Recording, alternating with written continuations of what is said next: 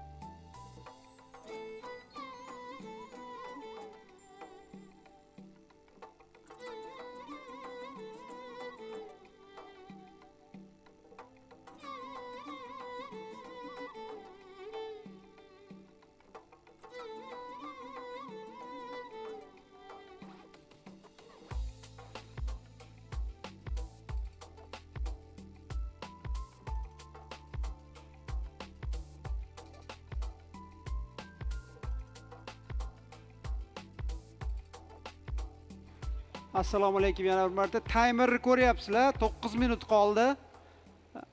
Boshlaymiz. Shuning uchun joylaringlarni marhamat qilib o'tirib olsanglar. Rahmat sizlarga.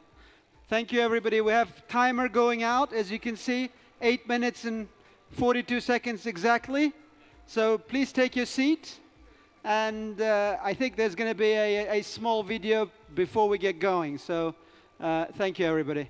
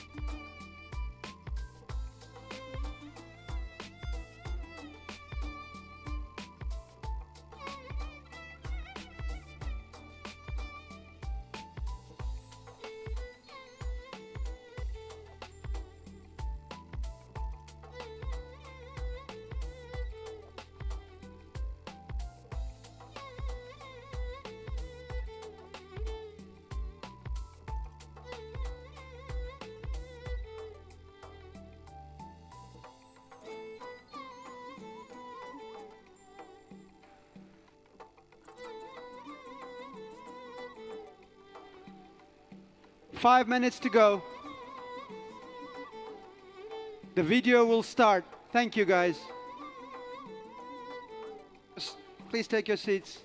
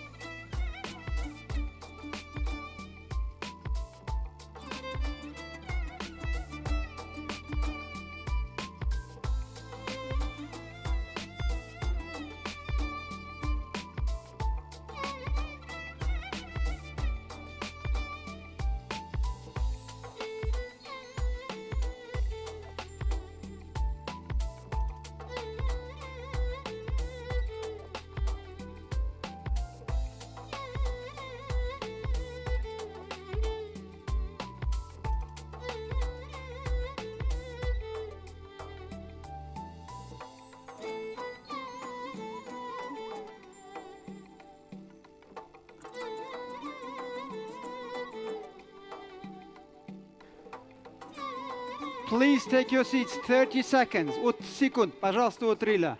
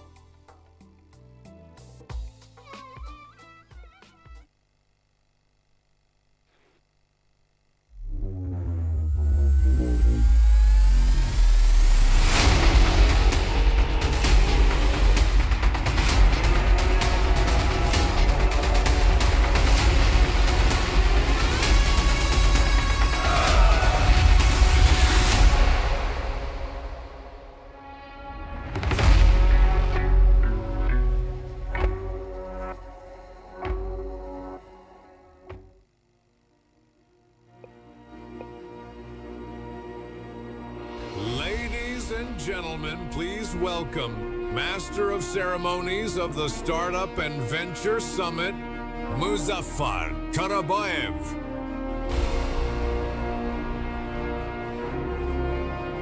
Assalamu alaikum. Good morning.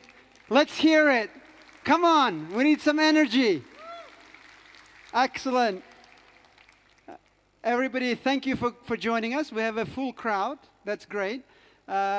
I'm going to be moderating today throughout the day. I will tell a little bit about myself in a minute, but just so you know, I'm going to try to speak in English and some Uzbek as well, because the audience is obviously a lot of professionals, a lot of government officials, universities, but also a lot of young entrepreneurs. And some of them might not necessarily get the English side of things, but I'll try to do both of them a little bit. So let me tell you a little bit about myself. My name is Muzaffar. Muz for a short name, because I've been called all kinds of names, so I've tried to shorten it to Muz, even though there's apparently some meaning that's not very good in some other country, but I won't talk to you about that. I'm an entrepreneur. I've been in tech space, employing people in Uzbekistan since early 2000. My first project was a project called UzReport. You will see some of the, it's not there, but there are quite a few startups I've done, but I have been in outsourcing business for a long time. I've raised in 3-4 ventures. I've worked with the startups, so I'm kind of probably a right guy to do the introduction to a lot of people, because I can get, connections to, in fact, half of the people I'm going to be talking about, I know them personally, and I made sure that the remaining half, I get to know them. So I'll do my best. I also made a small point on my LinkedIn the other day that I will be making it more like fun. So I'd like to make you guys, a lot of speakers, do some, mention some fun moments and make it more engaging. O'zbekchasiga ikki og'iz, ayniqsa yoshlarimizga, men ismim Muzaffar, mana startaplar bo'yicha, boshqa narsalar bo'yicha men asosan tadbirkorman. Tadbirkor sifatida ko'p masalan narsalarni, ba'zi narsalarni o'zbekchada ham aytib o'tishga harakat qilaman. Again, today is going to be a very interesting day. So we have very interesting speakers, but again, I thought in the spirit of the ceremony and the AI, I thought give you a small fun facts about who the entrepreneur is. And I asked ChatGPT, how do you describe entrepreneur? In fact, one of my assistants helped to do that. So who am I? So I'm apparently professional chaos coordinator, full-time firefighter, expert in making things up as I go along, idea addict, and getting things done as you go along. It's like you do everything. So that's what the entrepreneur is. So most of you are trying to get to this space, so especially the young people in the back. So it'll be a good session today. And I wanted to tell you a little bit about, especially for our guests, to talk to you about how our government, our IT park, is especially encouraging this space. I had an honor to be on an entrepreneurial summit with the president about a month ago, where our president has given $100 million to startup ecosystem. Obviously, we have, Aloqa Ventures, IT Park Ventures, Yoshlar Ventures is joining up very soon, few accelerators like Sarmo Labs and few others, in addition to likes of, obviously, Sturgeon, and a few others that have been already in the space. So we have everybody here today. They'll be speaking. They'll be talking about some of the investments. And some of them who are not speaking, apparently at the end of the session, we have a B2B sessions.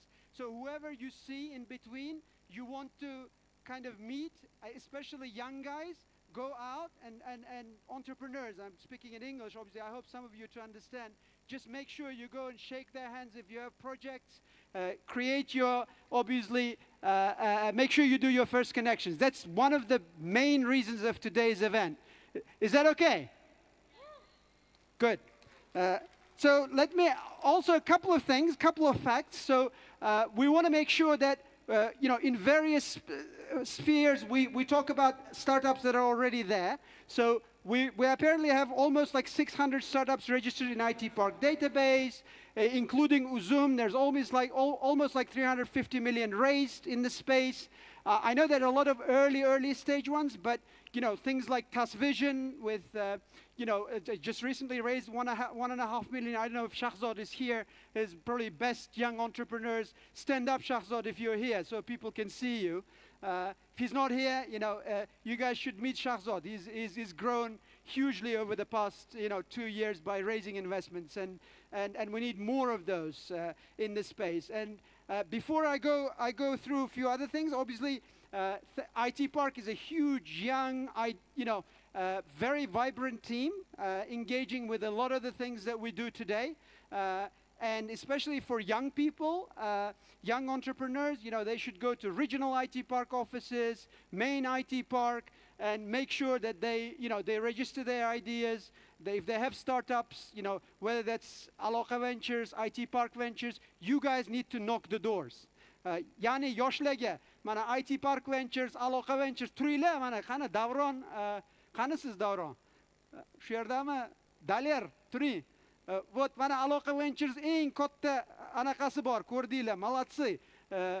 Muhammad Khalil qayerda bo'lsa, mana bular 200 dan ortiq startaplarni hozir registratsiya qilishdi, lekin bizga 2000 ta startap kerak. 2000 ta.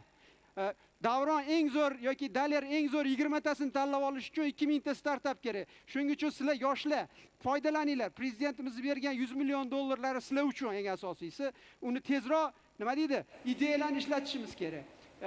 So basically, I just kind of make sure that younger guys are also engaged in today's session. So without further ado, obviously we're excited. Obviously with IT Park, everybody is around. I think a lot of guests, almost from 40 countries, are here.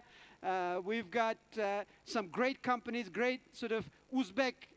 Our own compatriots who are doing great things like in UK, South Korea, they're speakers as well. So stay tuned, and again, without further ado, I will invite our keynote speaker. Our keynote speaker is Yoram Wingram, I think is, I'm sorry if I misspelled it. It's a deal room co. It's the biggest database of all the fundraisers in the world, almost 3 million companies, I believe. So he's going to give us a keynote speaker, and we're very, very much blessed to have you. Please come over and speak. Thank you.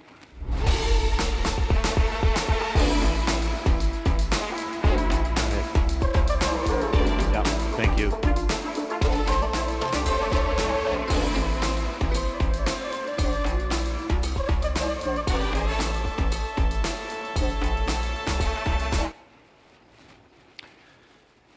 Thank you.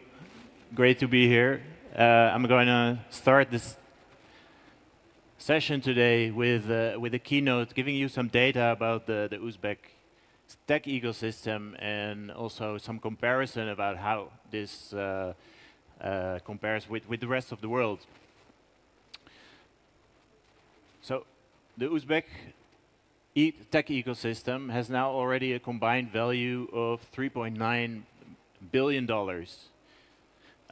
That is up 13 times since the last 5 years. So I would say, just like the kind of overall economy, this is a young but very fast-growing tech ecosystem.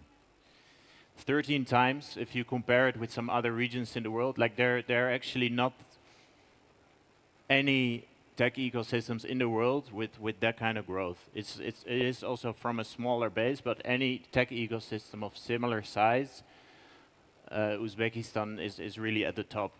Of course, this is largely driven by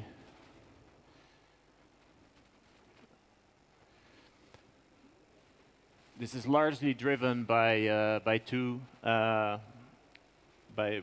major outcomes, mainly TBC Bank and Uzum, but that is completely normal. So in every ecosystem, you see that there are a few outliers, and there are so far two here that are really driving that value. But there is a whole new generation of promising companies, and at Dealroom, we're starting to map these together with organizations here. Here you can see some overviews. So there are like rising stars, scale-ups, flagships. And so this is part of a very promising funnel that you can see here. So yeah, here I was talking about you have these two big outcomes, some flagship startups, and yeah, there's a whole there are hundreds of startups actually that are not yet on this map that we are going to be showcasing in the coming months.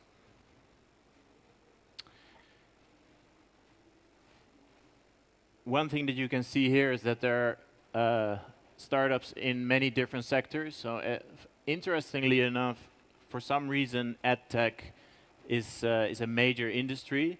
Maybe someone today can explain to me why that is, because it's very uncommon to see edtech so far at the top. But I think it's super exciting because it's an extremely exciting vertical. It's followed by fintech, transportation, marketing, which are kind of more the kind of categories that you usually see at the top. So on the Dealroom platform, you'll be able to track how these companies are progressing through the funnel. The Dealroom platform also will track any Uzbek talent globally. And so far, we're seeing most founders are starting their startup in Uzbekistan, but also some in the US who have raised some money. There's some distributed teams, so there are 21 founders actually that have distributed teams, UK, Kazakhstan, UAE, and no doubt this data is going to grow. So I've been talking a little bit about Dealroom data. So what are we actually talking about? So today, together with IT Park, we're launching a new dedicated startup ecosystem that's open for everybody here. You can find it on this URL, uzbekistan.dealroom.co. So I welcome everybody to sign up. We just launched it, and this is going to be further developed in the coming months. To give you a bit of background about what this is, so Dealroom is the official startup database for over 106 ecosystems. This is yeah, the kind of footprint is growing very, very rapidly. This map is already a bit out of date. There are more cities and countries that we're working with, but as of today, Uzbekistan is also one of them. What we do is we provide a kind of 360-degree map of the entire ecosystem. So we look at talent, so job openings, founders, AI talent, people with PhDs, researchers, also employment data. We look at innovation, so patents, startups being created, R&D projects, what kind of technologies are being used. We look at capital flows, both inside and outside the country, and enablers, such as accelerators like plug and play, universities, grants, and so forth. And with this data, because we do this on a global scale, we'll also be able to make comparisons between this ecosystem and selected other ecosystems. So we can see where is the ecosystem working well and where is the ecosystem not working so well, and so that you can also reach out to other ecosystems and see what they are doing to solve those bottlenecks. We also create rankings and benchmarks to see, okay, what is the economic impact, what is the innovation impact, and what's the growth potential. We track these startups from the moment they're founded, so stealth startups or even startups that haven't been officially founded yet. from pre-seed stage, seed stage, to Series C, mega rounds, unicorns, decacorns, and public at the public stage as well. We try to really look at where are these startups coming from. So again, tapping into the talent data and the university data to see where this funnel is working. And I was asked earlier by the MC, like, how do we collect data? So there are a couple of different layers to it. We have a proprietary data layer, so we do our own research. We have a community. We, of course, use AI and data science and data engineering. We collect data from over 1 million articles a month, regulatory data. We collect any public available data and so forth. But the important thing, and I want to finish on that, is the community. So that's you, everybody in this room. So we also need your help to make the platform as good as it can be. In a few months from now, I would hope that we are really mapping every single founder, every single startup that's starting in real time, because that would be of a massive benefit for everybody here in this room. So that's kind of our roadmap. We launched today. In the next few months, we'll be collecting data from key stakeholders. We'll be reaching out to media, to VCs, to angels, to send us their data. We want to be deeply embedded in the tech ecosystem with contributions from everybody and freely available to everybody. And so I want to finish with a special offer that we are delivering to you, because the Deal Room platform is not just about Uzbekistan, it is a global platform. It's something that's being used by the top VCs around the world. Index Ventures, Sequoia, KKR, Insight, you name it. They are paying a lot of money to us to access this data, but we're giving it for free to Uzbek builders. So if you are a founder in the ecosystem, or you are a early stage VC in the ecosystem, you can sign up for this partnership program, dealroom.co for builders. If you forget, you can also just Google Dealroom for builders. And if you want to join this partnership program, you get free global access. So if you're a founder, you'll get access to a database of global VCs. And it brings you amazing value. So we're giving this to the ecosystem in order to maximize the value of this local database. So thank you.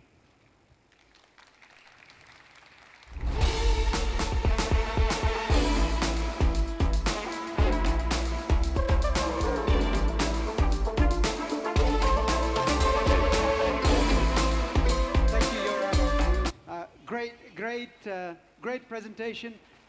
Since you asked a question about education, I just thought I'd address it for the interest of others as well. The reason EdTech is so active in Uzbekistan, because our Minister Shermatov and our President together, they've also added a lot of educational, learning English is part of our is from one of the partners in Plug and Play, and Plug and Play is a huge accelerator that obviously trying to bring they've been bringing Silicon Valley to Europe. They've had some great exits like PayPal, and they've been very kind to come to Uzbekistan to accelerate and help IT Park, Uzbek Ventures, to kind of get going here. So Sasha is here to moderate the panel, and I'll let him to introduce the others. Please give a warm welcome to Sasha.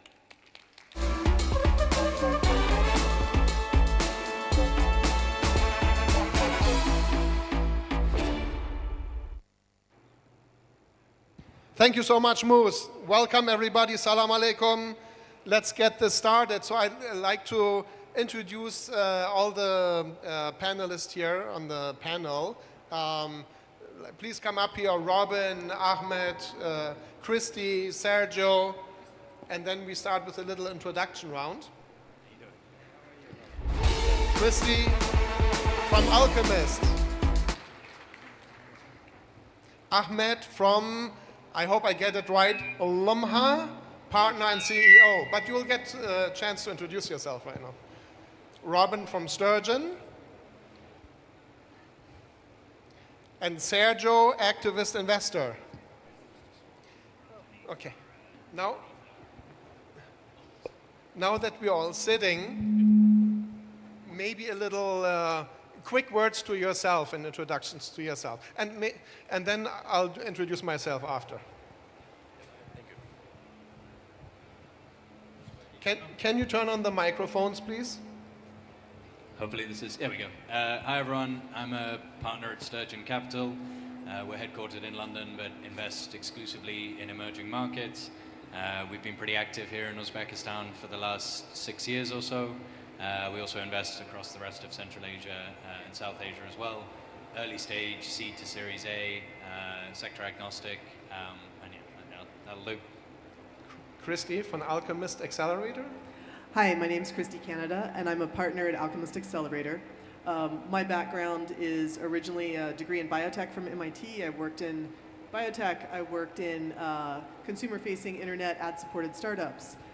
Sold a startup, worked at Autodesk for a decade. So I've had big tech, small tech, and angel investing.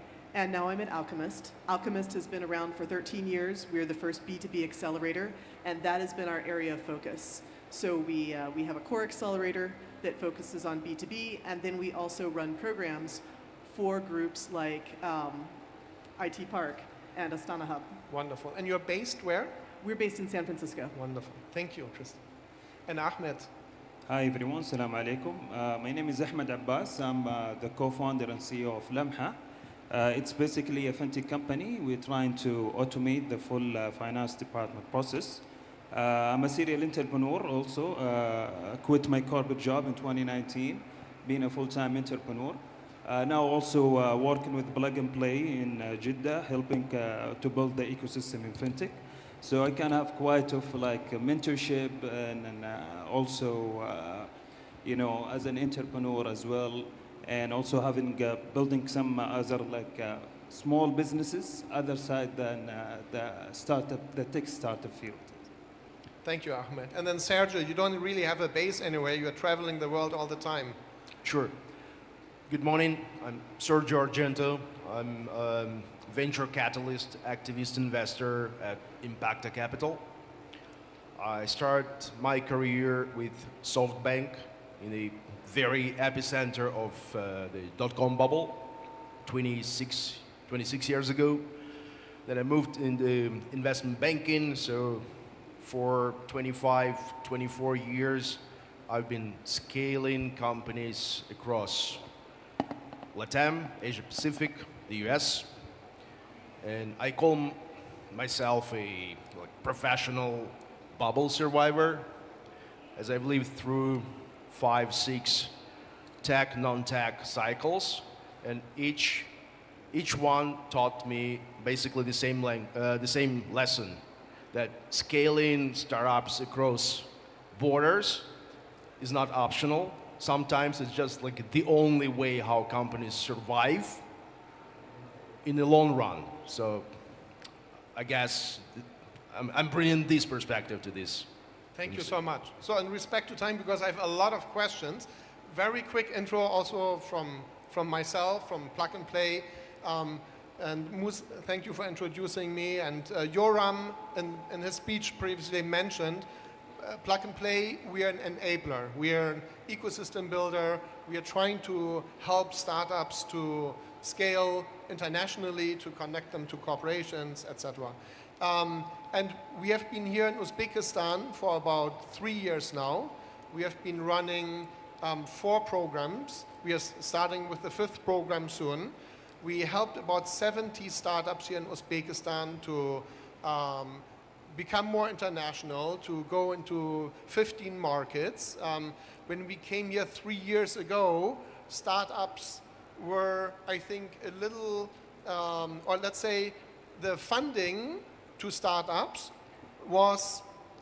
is 3 times more now than it used to be 3 years ago. So I think it's a great growth of startups, yes, Yoram mentioned. And again, thanks to IT Park and Minister Shermatov and his ministry, we have been, been active here in the Uzbekistan market, where Plug and Play sees a lot of potential.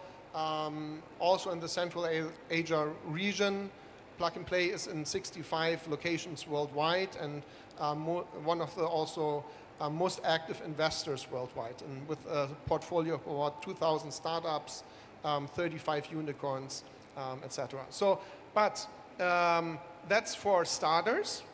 We go into the first question, because we are all working with startups or investing in startups, and maybe all the panelists can quickly share one success story or really a key learning they had from a startup journey who went international. Please, yeah, Robin, please start. Okay. I was thinking about the example to use or the lesson. I think there's going to be a lot of advice and perspectives here that will help any founders in the room think about how they should expand and maybe actually help them with that expansion. The point maybe I wanted to start with, which is not maybe the one that people want to hear, is that most of you, if you try and expand, will fail. And I know that seems a bit blunt, but most of you will fail in your own country anyway. The reality is entering a new market is incredibly difficult. It takes more time, it takes more resources, it costs more than you think it's going to do. I think often people underestimate it. They put on their pitch deck, I'm going to go to 20 different countries, and that is incredibly difficult because maybe if you need to be top 1% to succeed in your own country, you need to be top 0.01% to succeed in another country. You have none of the local advantages. You have none of that kind of head start that you have in your own one. Can you tell a specific story about a startup? I'll give one actually. Founders here in the room would be Bill's. It was one of the first investments we made here in Uzbekistan, and kind of Rustam over the years built what I think is a very effective kind of go-to-market strategy here, and then went to Kazakhstan, which is just next door. Everyone speaks Russian there as well. In principle, kind of a lot of similarities, but the way you sell software there is very different. It's much more kind of partner-based. The go-to-market strategy is very different, and that took maybe a year of time on the ground and work to really understand, and the time to invest, and that was the closest possible market with probably the most cultural similarities and other things, and that took a long time to do. So it's not to say that you cannot enter new markets. There are lots of very successful cases of companies that have over the years, and ones that have done it from Uzbekistan, but just really don't underestimate how difficult it will be. Thank you, Robin. Should we just go along the line here? Sure. It's the most easy. I'm actually going to build on that one because it is hard. If you're going to move into a new market, particularly one like Europe or the US, one of your founders must go. That is true doubly so if you are selling to business. If you are selling direct to consumer, maybe you can get away with it a little bit more because you have a larger number of customers. But if you are selling to enterprise, you must go.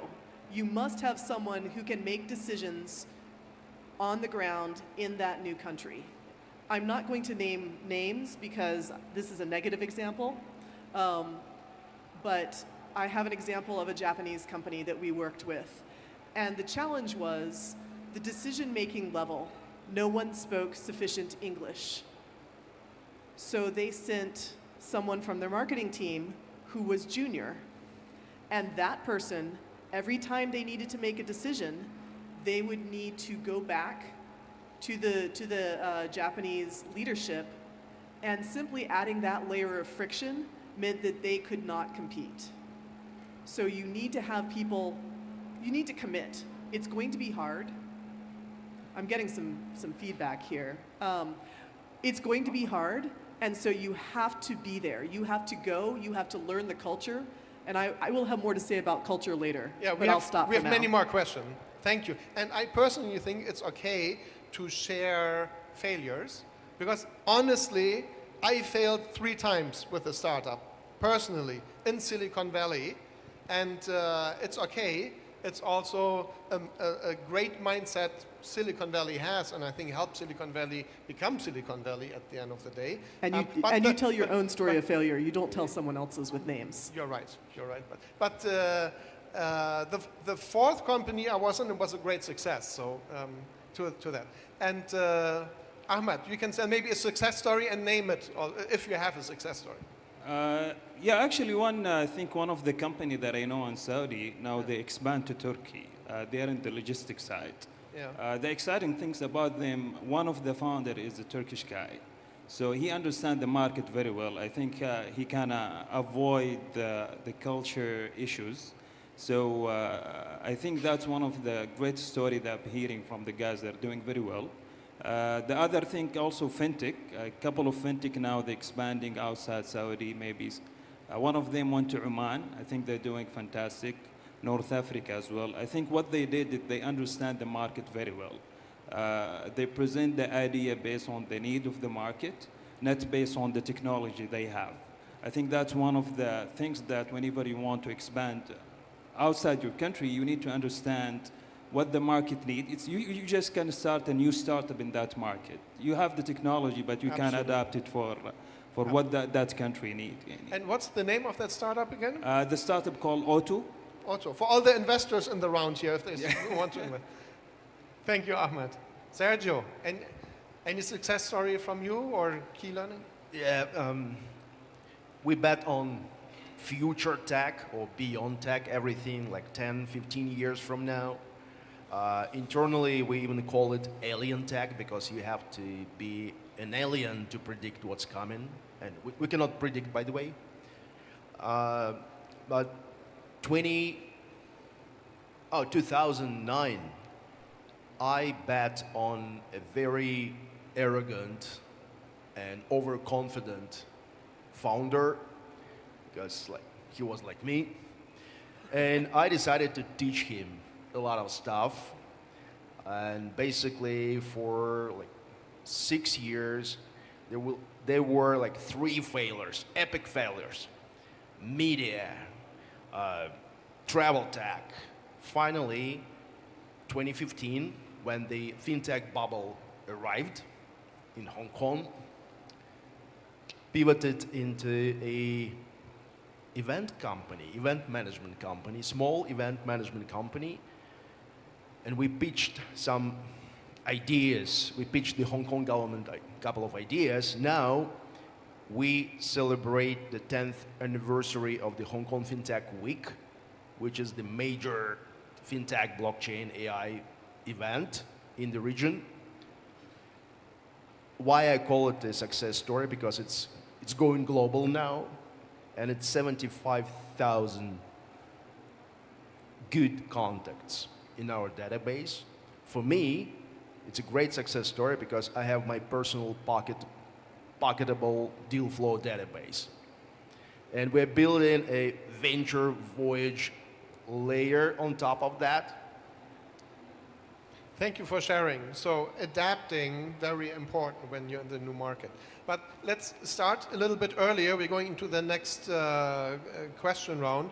Like when you go in the new market, Robin, you're looking at a lot of startups who want to scale. And then when do you see or name me 3 signs that a startup is ready to scale into a new market? Like can you, or doesn't have to be 3, but like when do you think a startup is ready to go to a new market from your perspective? You're probably never ready. Like you'd always love to have a bit more money or maybe, I don't know, a slightly better product, or there's always be things you could improve, and what is it, the perfection's the enemy of done. For us, maybe to slightly take the question is, when you can kind of really underwrite that a founder is in a strong position to go to a new market. I have this idea of everyone talks about ideal customer profile. This idea of ideal market profile is why do you want to go to that country? And a lot of people today, for example, say they want to go to Saudi. Now, they kind of say it. There's a lot of money there, I heard. There's a lot of money there, and very few people will actually admit that's why and they want to go. And a great market. There is a market there, but very few people can actually say why it's a good market for them. Yeah. What is it about the dynamics of that market which mean whatever product you have, B2B or B2C, is a fit? How do they buy software? Are there competitors? Are there not? Can you undercut on pricing or quality? Or is there a need that you can solve that other people aren't solving already? And I think very few people have kind of understood that. A lot of other people say, I want to go to the US. And again, sometimes I think that's a bit of an ego trip. They want to go to the US because they want to be a US founder and they'll get better valuations and they'll look cooler if they're there than they're building something somewhere else.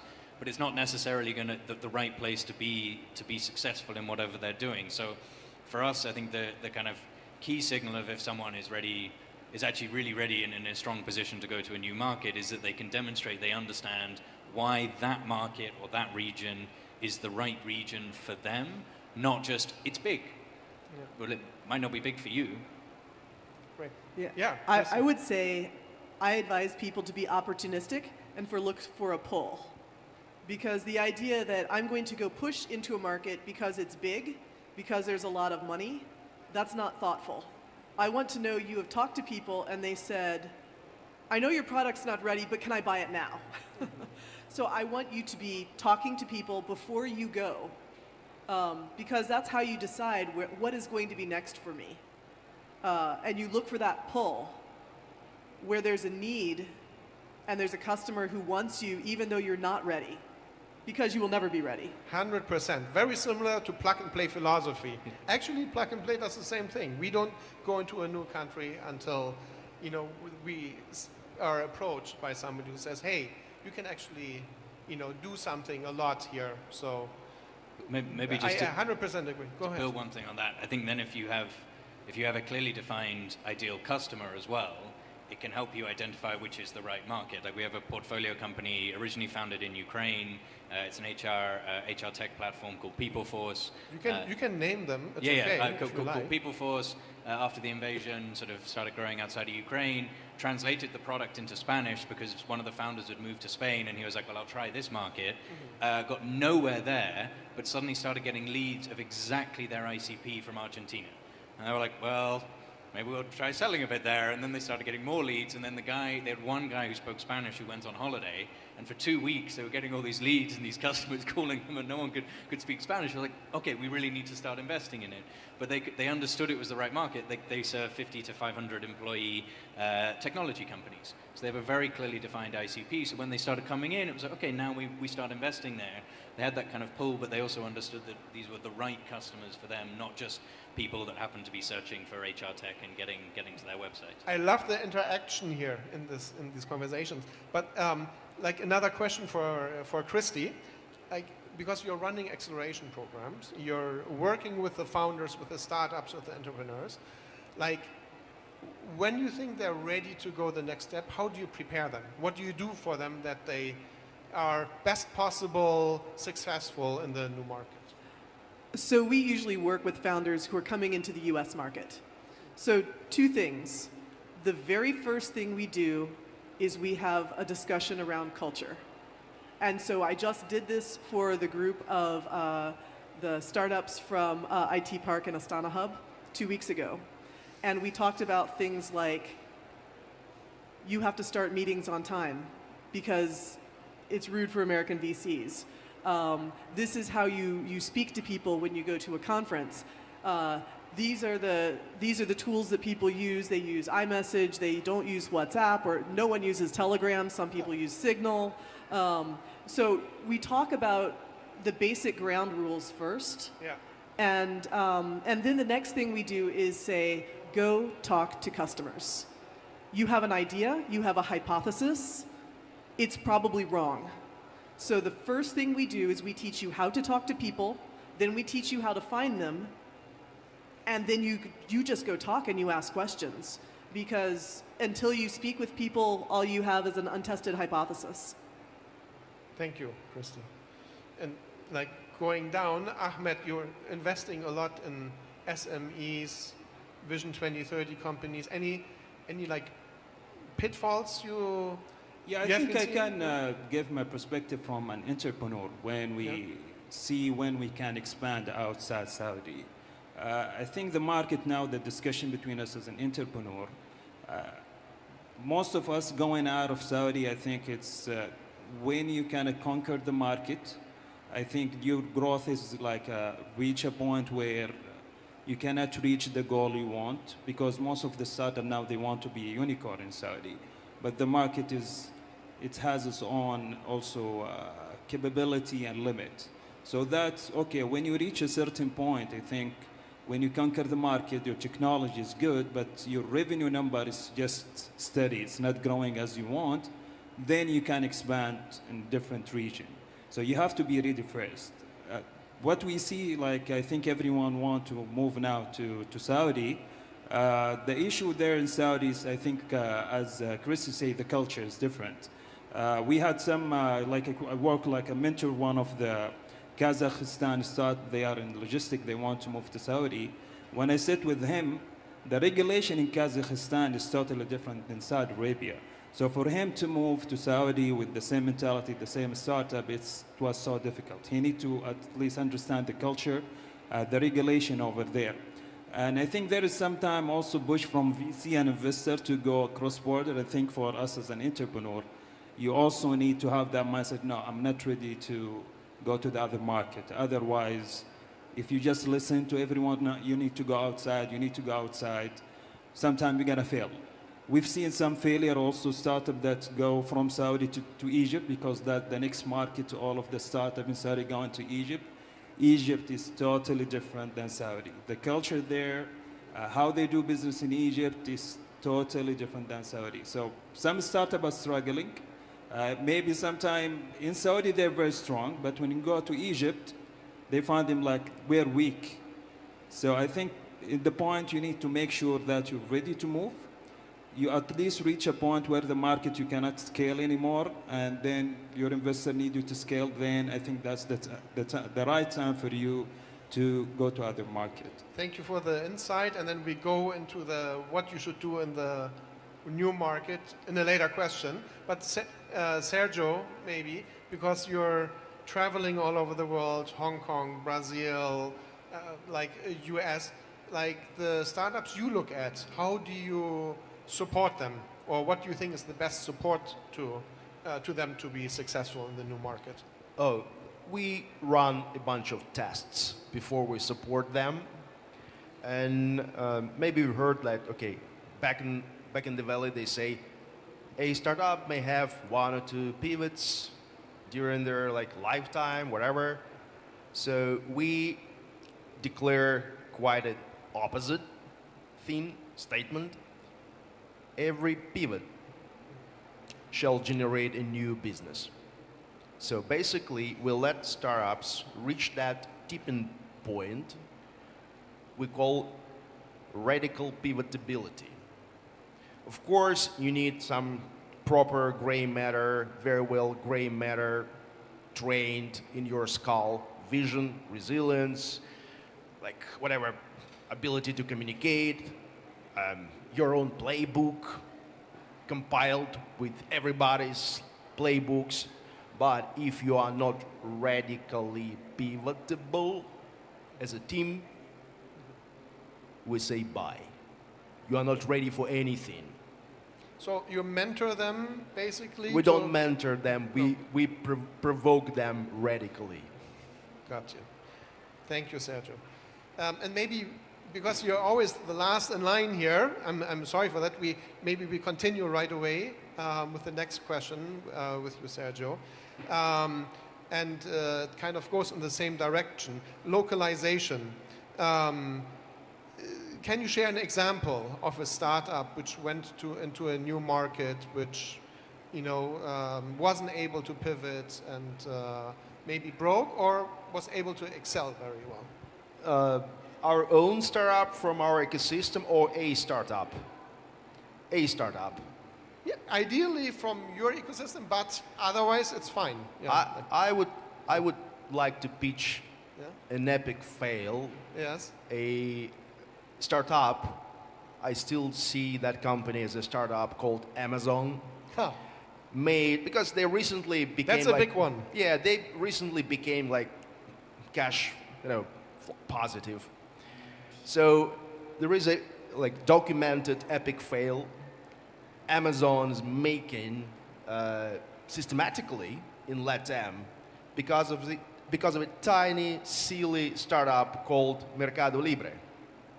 the perfect gatekeeper, and Amazon could not adjust themselves to the culture, to the way how LATAM market functions. And I guess the only way to be in LATAM for Amazon now is to acquire Mercado Libre. Okay, thank you very much. And the same questions, if anybody else likes to answer, and maybe also with a second question aligned, like how do you still try to stay true to your initial promise of what you're trying to do, like versus adapting in the new market? Anybody else who likes to take this? Yeah. So there's one founder that I can think of who's had two famous pivots where he completely failed to stay true to his original goal. This poor guy has tried to make a game company so many times. Anyone know Stuart Butterfield? So Slack, he was trying to make a game company called Tiny Speck, and he failed because it turns out that really what people wanted was his in-house chatting tool.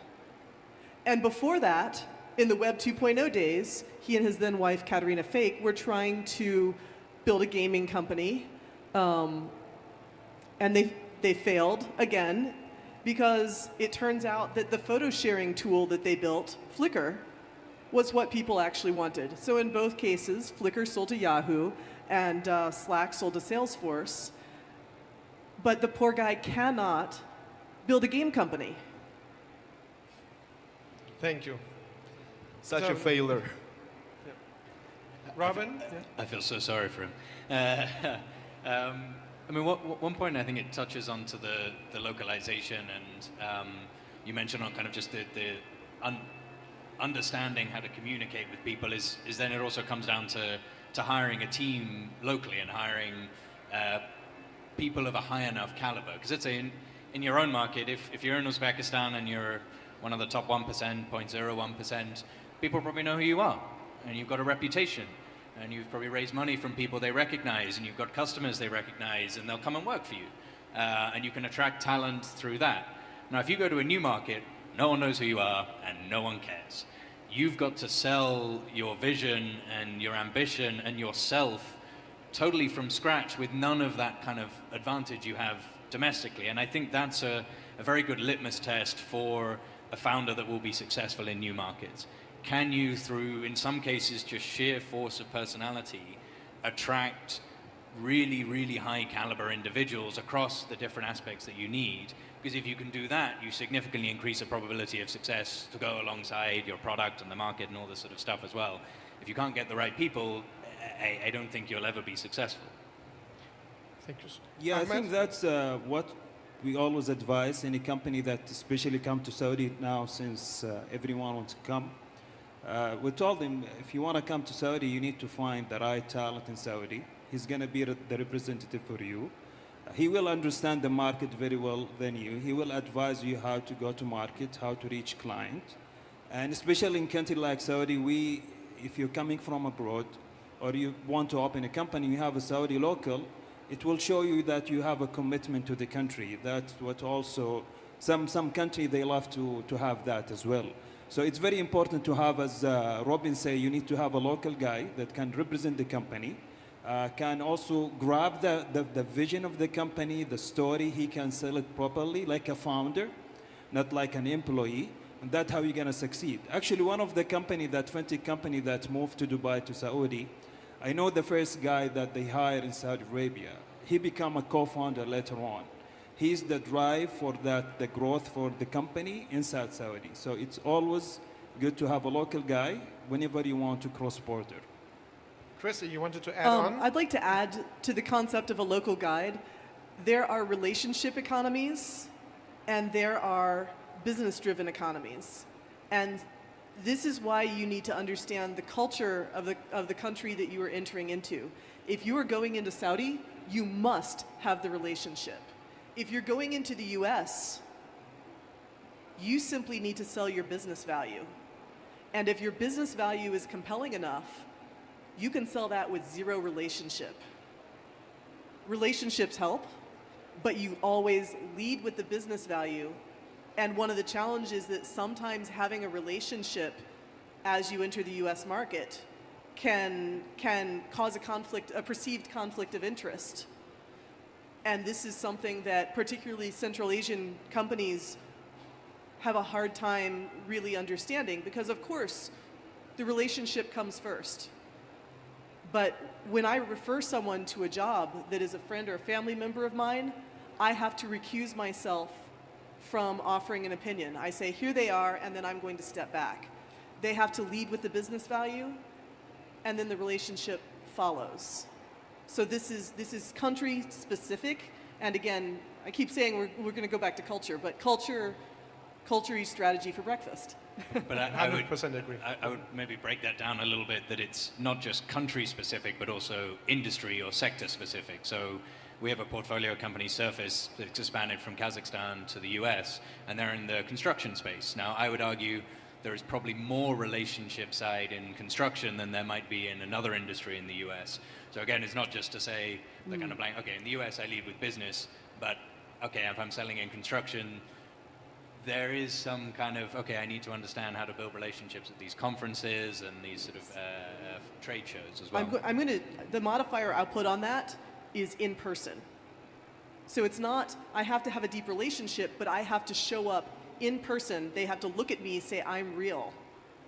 And, but that in person is the difference in some of these industries. But you still have to really drive, if you don't have that customer value, it goes nowhere. Which actually, that in-person sales is much closer to how you would have to sell something here in Uzbekistan. So it's funny how some industries have more similarity in a new market than others. I love the active conversations, and the panel doesn't need my moderation actually, so we can we can let it go organically. But guys, incredible insight. So we learned already a lot. You have to have the right business model. You have to see a market. You have to provide business value. You have to be able to attract the right talent. You have to, have also local people spread the message. I think also is right. You need to have the entrepreneurial spirit, and very wise everything. But at the end of the day, do I have the cash to also go into the new market in order to survive? That's my next question. What do you guys think? And maybe from the investors also, how do you ensure the company is ready to go into the new markets with the right financial backing?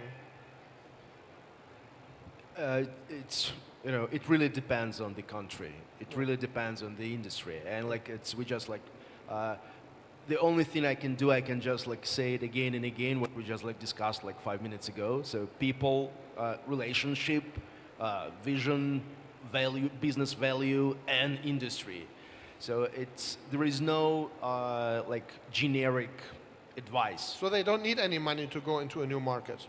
Oh, I prefer them not even asking for new money. I want them to infiltrate the new market first, and then let the stakeholders, strategic partners be super interested in them first.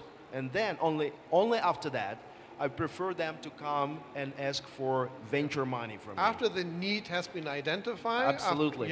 And maybe they have a few POCs going in a new market, or proof of concept, so testing their technology or use of their technology, and then trying to raise maybe money just to support reality, not vision, not dreams. I just want them to come to me and ask me to support reality.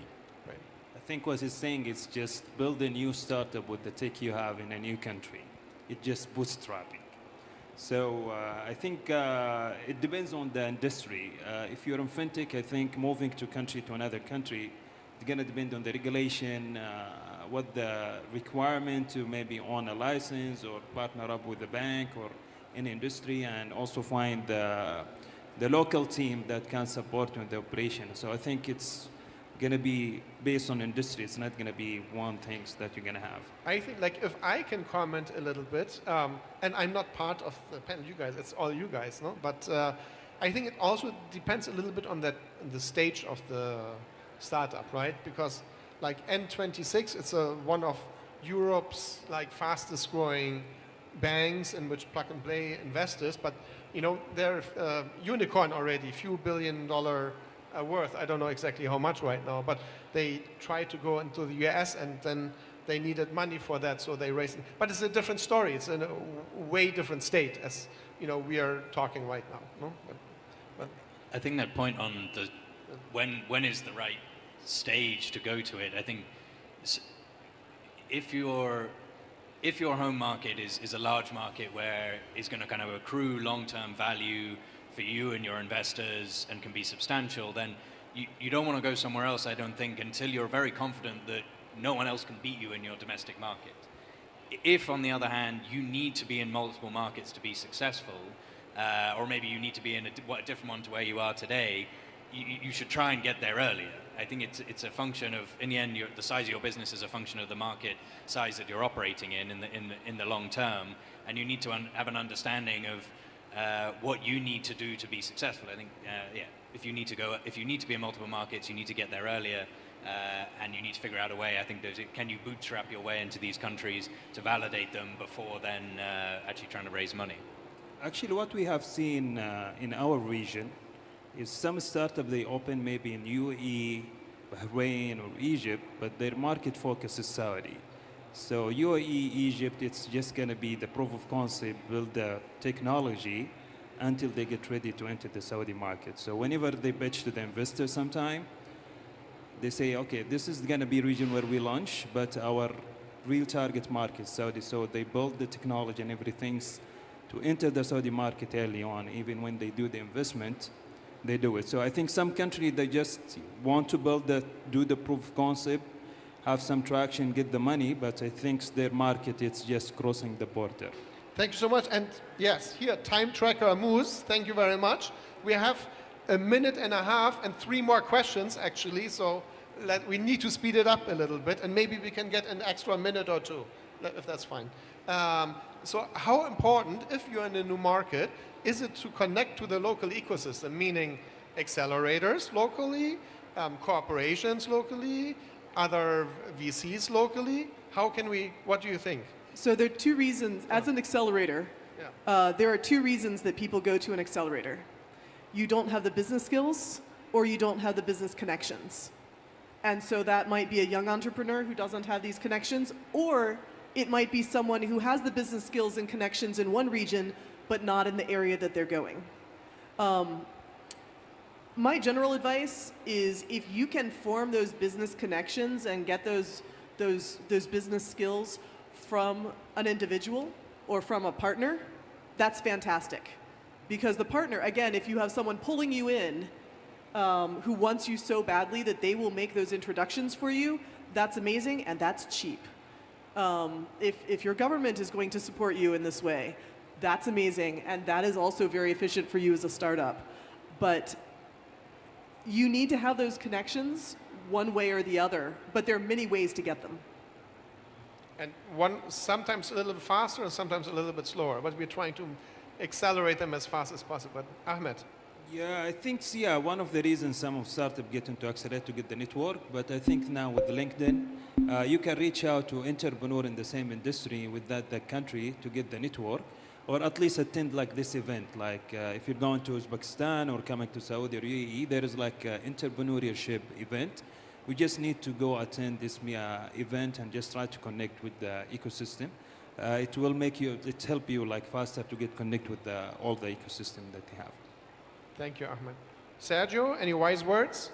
No wise words, but instructions like subscribe to whatever, dealroom.com or PitchBook from one side, get drunk with the locals from another side. So I always manifest that hybrid approach is the best. You know, Uzbekistan is a little Islamic culture, so Let's that's try. not the best advice. Make maybe, friends. but- okay. Make friends. Make friends. Make friends. Eat, Make friends. eat barbecue. Okay, Robin, any comment? Okay, so very quick, what do you guys think is the global trend going to be in the next few years? Any disruptors what, like, you can give one-word answers or short sentences. Like, where do you see the startup trends going? Taking less VC money. Interesting.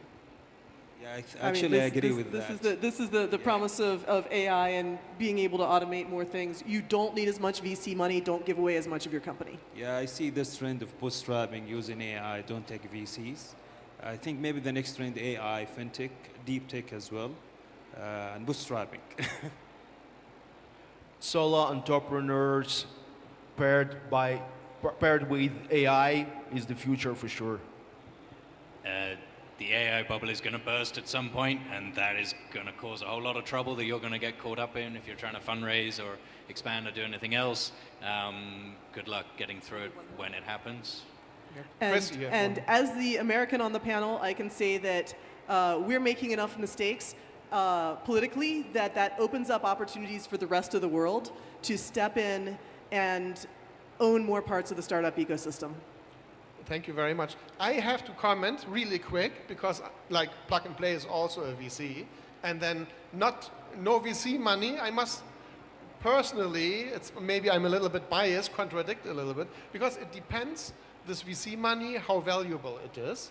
Is it a strategic investor? Does it help the startup actually, or the founders, maybe with introductions to corporations, et cetera, and to help them grow? If they do provide the value, maybe that investors' money is worth it. So that's my 10 cents at least, you know. And any last advice to the crowd here? And then we're done. Any last advice? Any wise words? Take a 1 week sabbatical before making any strategic decisions. I love sabbatical. I never done one, but I need it. From an entrepreneur, resilience, and just keep doing what you're doing. If you fail, don't stop. Just trying and trying and trying. You will reach your goal one day. No last comments. No. I also from the Plug and Play side, I personally believe in Uzbekistan. I've been coming here every year 2, 3 times, 4 times from Germany. And I see this ecosystem thriving. Every time I come here and I meet Minister Shermatov, he says, Sasha, where's the first unicorn? Where's the first unicorn? I'm saying, patient. You know, it doesn't go from today to tomorrow. Silicon Valley wasn't built from today to tomorrow. And but I think acceleration is very fast here. Really looking forward to see what's coming. And as the crowd said, passion. You know, have a goal, dream a little big. It's okay. Sometimes you fail and you stand up and you go on walking and, you know, connect with the ecosystem. People in this world of startups and venture, they like to share experiences, they like to help, and approach any of us here on the panel. I think I can say that, right? And really looking forward to many more visits here in Uzbekistan and see you thrive. Thank you. Thank you, dear panelists. Great insights.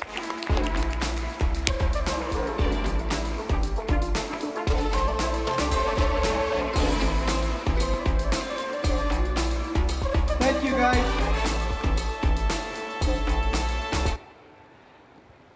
First of all, thank you, Sasha. That's a very good job. And all the panel guys, you guys have given a huge intro and good information. I just want to tell a couple of things just quickly. For the markets that we're going, you know, international markets, let's say Christie, the US particularly, the reason a lot of our guys might want to go to the US, just so you know, there's about 50,000 Uzbeks live in the US, so they can hire from there. Middle East or Turkey, because our culture are more connected, so we see a lot of startups going to Middle East and Turkey for that reason. And then CIS, of course, you know, a lot of companies are either coming from Kazakhstan to here, or we're going to Kazakhstan, or going beyond in, you know, other Central Asian countries. So our startups keep going, keep growing. In addition, QR code here, guys. This QR code gives the information about Stanbase, the database. Just add obviously, look at that and then energize yourselves, come up with the new ideas, and keep building for Uzbekistan. Now, next session is not the least very interesting, guys, because I'll be inviting here right now to a couple of our compatriots. So these are the people who went out of Uzbekistan, lived as a migrant in the countries, and then built businesses, entrepreneurs that are living in these countries. So please give them a good applause. So first introduction is actually a friend, Bakhtiyor Aliyev. He is one of the co-founders and chief operating officer of Monef. Monef is a fintech company out of the UK. He'll tell you a lot of exciting stories about it. They're doing stuff here. They're doing very interesting stuff in the UK. Please give a warm welcome to Bakhtiyor.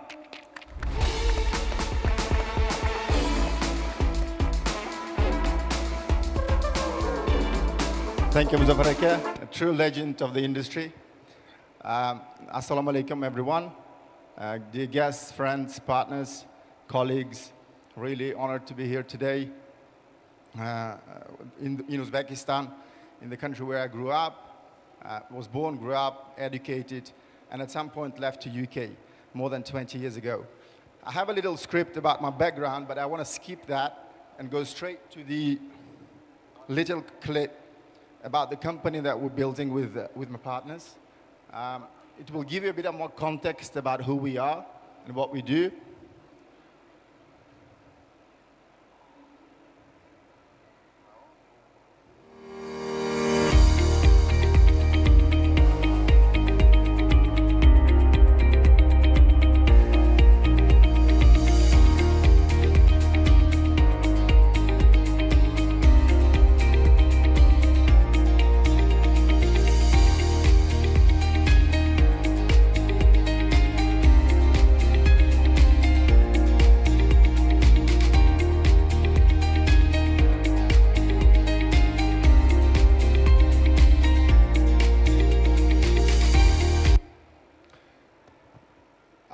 So Monef is a fintech company that grew from 4 people to more than 60 over 3 countries.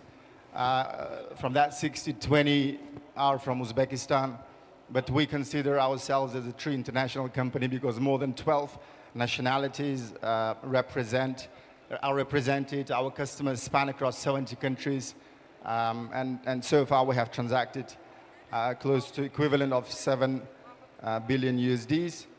And obviously none of that would have happened had we not had the right people and the right team.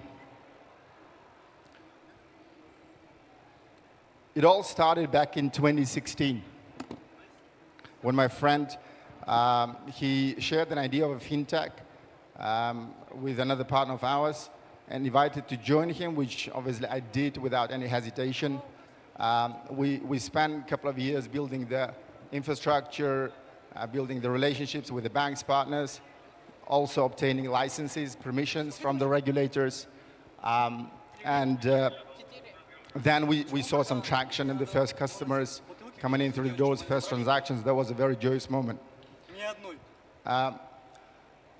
We faced a lot of challenges, like any company did probably along the journey. And I would like to just name few here, not all of those. One is European fintech market is very competitive. And the panelists before me, they also mentioned that. It's very saturated. There's a lot of players, small and big, with different business propositions, product offerings. They're targeting different customer groups. So there's abundance of solutions out there, and the customer is very spoiled in that sense, and it's quite difficult to get their attention, to gain that loyalty and trust. Talking about regulatory environment, in fintech, the regulator always thinks that you're trading gold in the middle of the night, and convincing them that the bunch of Uzbeks can run a safe, compliant business wasn't easy at all. On top of that, regulators are quite dynamic, especially in UK. They're very hands-on. They always come up with some new frameworks, which on one hand, of course, are aimed at protecting the consumer, cybersecurity, and in general, the healthcare of the market. But on the other, they add a layer of operational and financial cost to the companies like us to stay compliant. We also had a challenge in a way of we had a dependence on a third-party tech, which is okay and normal at the early stage. But at some point, we realized that was not strategically the way we wanted to go. So, because we couldn't scale, we had a vendor lock and SLA risk. So at some point, we decided to build our own tech. We built it from scratch, top to bottom, customized to our business processes, to use cases, full on with automated onboarding, fraud protection, you name it. Payment orchestration. I've also been asked to share some lessons we learned along the way. And this one is probably for the younger audience of young entrepreneurs here who want to, or who are building their startups. And I would like to see more Uzbek startups to go abroad, to build products for the global market, to go out beyond the border of Uzbekistan. Because the pains that you find here, they probably exist somewhere in London, San Francisco, or Delhi, or New York. So be bold. Don't kind of think this is not possible. You don't have to even move to Silicon Valley or London. All you need is a laptop and a Wi-Fi. And Ministry of Digital Technologies and IT Park has built a very good infrastructure in Uzbekistan, which can reach all the regions of the country. And this is really helpful. We didn't have this about 15 or 20 years ago. Also, probably having most likely, having a partner or co-founder with a tech background is essential if you're building a product. That person with a vested interest in the company will probably build an infrastructure from day one, which will be robust and could kind of save you, could bring you to a leaner business model much sooner. Obviously, that doesn't mean that you have to build a product at early stage. There are different solutions out there that you can utilize to launch your MVP and get some traction. But after that, it's really helpful. Next one is find a local expert, and that expert can be in a way of a partner, a co-founder, or consultant, and a panelist before me also mentioned that. Going into the new market is a new territory, be it marketing, compliance, business model. It will save you a lot of efforts and a lot of resources along the way and stop you from making uninformed decisions. So build partnerships, reach out, and explore and find the right ones that are fit for you. That's the main thing. I would like to here also add the quote from my friend that he said recently that success for entrepreneurs is like plov. You kind of, everyone enjoys it at the end, but it's the one near the hot kazan who does the most job. So along the way, don't forget your team, mentors, and a family who were next to you during that journey. As for Manaf, we're marching on to our next kind of venture. We're building and we're launching our SaaS proposition for fintechs and banks.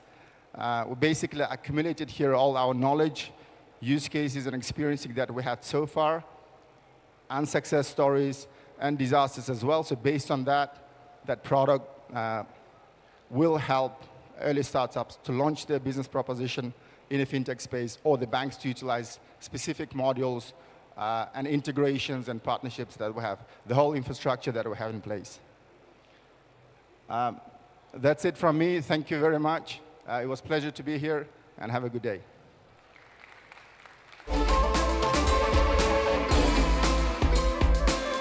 Yasha, Rahmat. Thank you. Baxtiyor.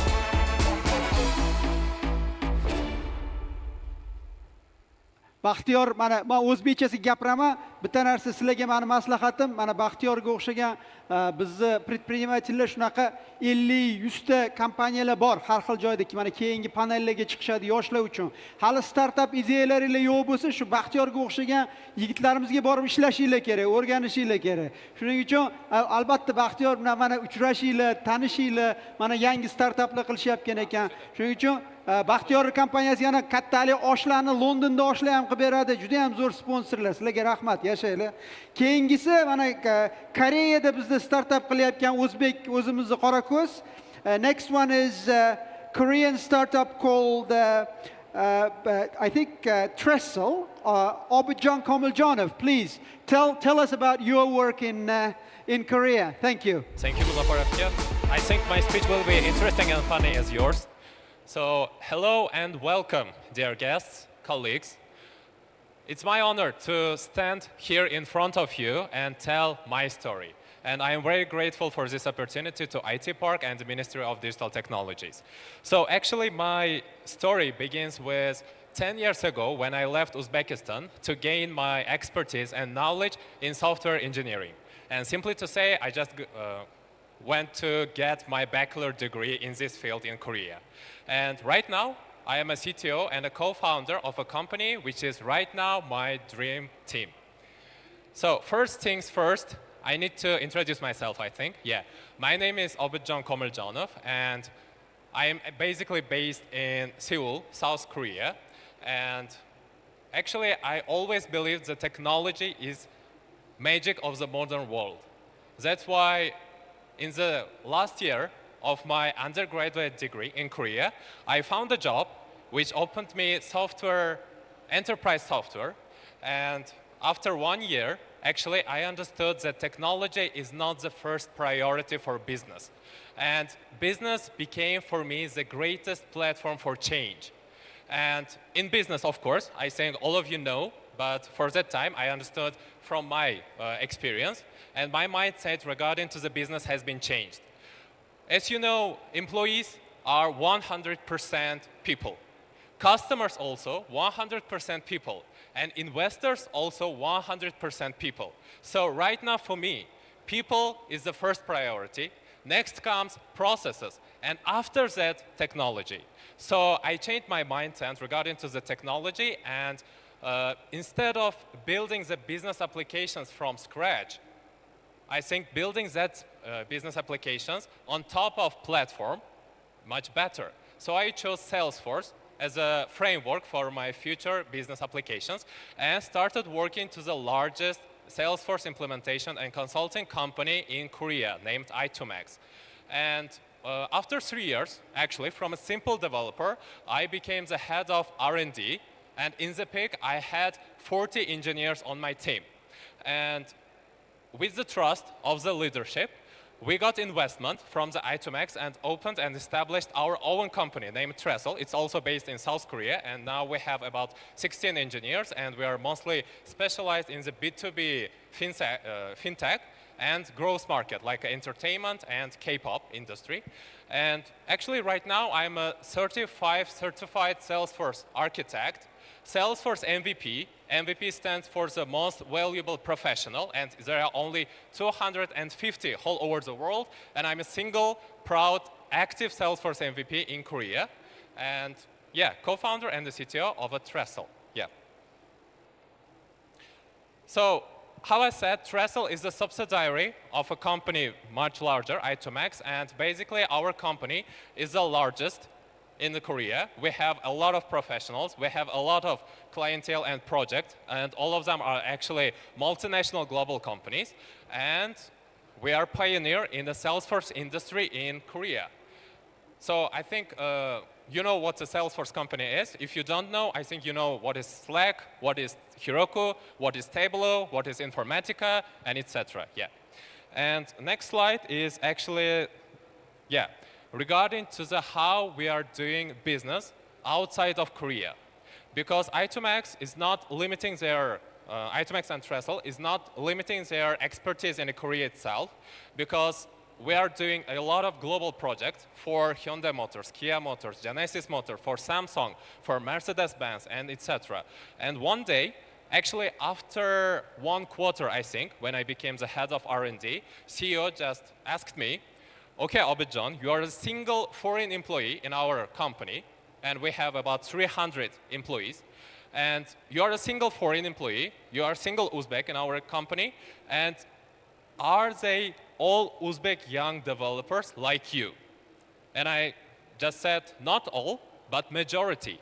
And he tasked me to find between this majority some good developers and open an office in Uzbekistan, onboard them, and help the company build global projects in a flexible way.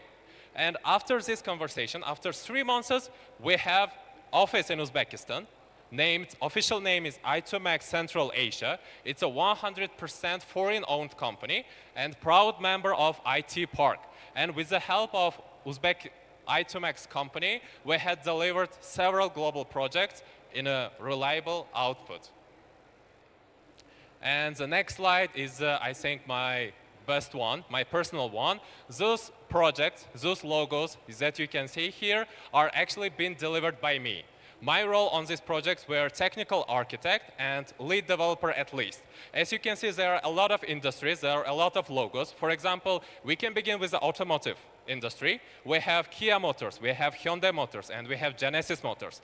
And if we have clients, or not clients, of course, guests from the Europe, especially UK, Switzerland, or Germany, if you have car, or if you're going to buy car from the Hyundai Motors, Kia Motors, or Genesis Motors, actually I'm 100 proud to say you will obtain these vehicles by the systems that have been designed by me. And it's very proudful to say.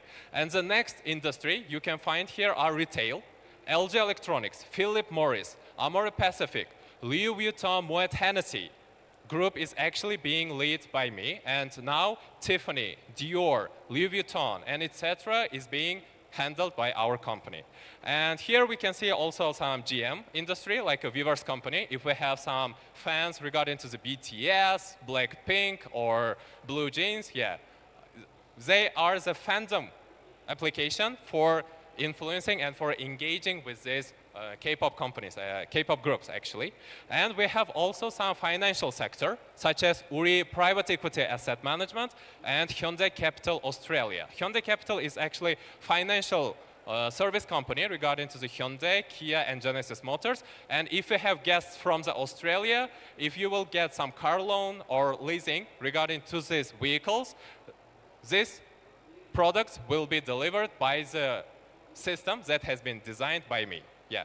And also we have a Royal Canin Korea, is also the last project that I had just finished 2 months ago, is also been designed by me. And from those projects, I want to emphasize 2 projects. First one comes Hyundai Capital Australia. So for Hyundai Capital Australia, we have built a true, starting from the service up to the sales. And as you can see, this is a real global, trusted, collaborated project. Because end users are in Australia, headquarters in Korea, technical team in US, and the developers are actually in Uzbekistan. As you can see, the label UZ, it's our young developers who have been developed, of course, by the architecture and design that has been done in Korea. And the next one is the Royal Canin Korea. Royal Canin is actually premium pet food company. It's a part of the more giant company Mars. It's a US company, by the way, located in France. And this is also truly, fully global project because end users are in Korea, but the HQ and the Center of Excellence in France, technical lead team in India, architect board in Korea, but the developers are in Uzbekistan. So the portal has been developed by Uzbek developers, and I am very thankful for them. I think they are also on this event here. And all of them will be delivered in a reliable output and with the date times that we have been stated in a WBS. So yeah, the last slide of my speech is actually represents the core values of our partner, Salesforce. As you can see, there are 5 core values, and the first one comes trust. Because of trust of our leadership in our company, I became who I am right now. I'm standing in front of you, I'm speaking, and I'm showcasing our cases actually. And with the trust of the leadership, we were able to establish the company in Uzbekistan. And what I want to say with this, trust in Uzbekistan, trust in our youth. So the other following core values, such as customer success, innovation, and sustainability, will be delivered by us. Thank you. Thank you, thank you. John, thank you. Thank you guys again. Thank you, Objan, for this great presentation. Just remember that a lot of compatriots should be doing some startups from wherever they are, and Uzbek VCs, be it Aloqa Ventures, IT Park Ventures, they are interested in investing to those companies. Like, if you've got a great idea you want to scale, come and get some VC funding, because obviously this is encouraged. Our next panel is a very interesting one. This is exactly about actually these VCs, our local VCs. It'll be moderated by Daler himself. Daler is our Deputy CEO, IT Park Ventures, where actually I serve on the board. I've seen a lot of deals. Daler comes from the background of actually working for Aloqa Ventures. So he's seen in the last 2 or 3 years all the different startups. So he's got a great background. So listen to him, especially the Uzbek entrepreneurs. If you guys are here or whoever wants to kind of co-invest, Daler will tell a lot about that. And I really suggest to Daler and obviously Kanat and Asrar, who's been doing the Silk Road Hub, talk more about, about these local entrepreneurs, how they can approach you, what kind of deals they need to kind of bring, and what kind of projects that we're looking at. Obviously with AI, the previous discussion was very interesting. There's less VC money, right? So just taking into account, for local market, these guys know everything about local market. So listen carefully, and Daler, over to you with your panel. Thank you.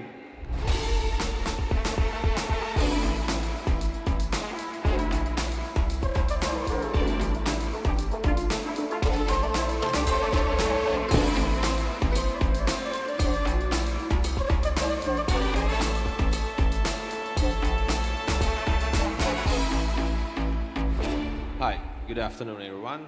Let's wait a bit for our guests, panelists.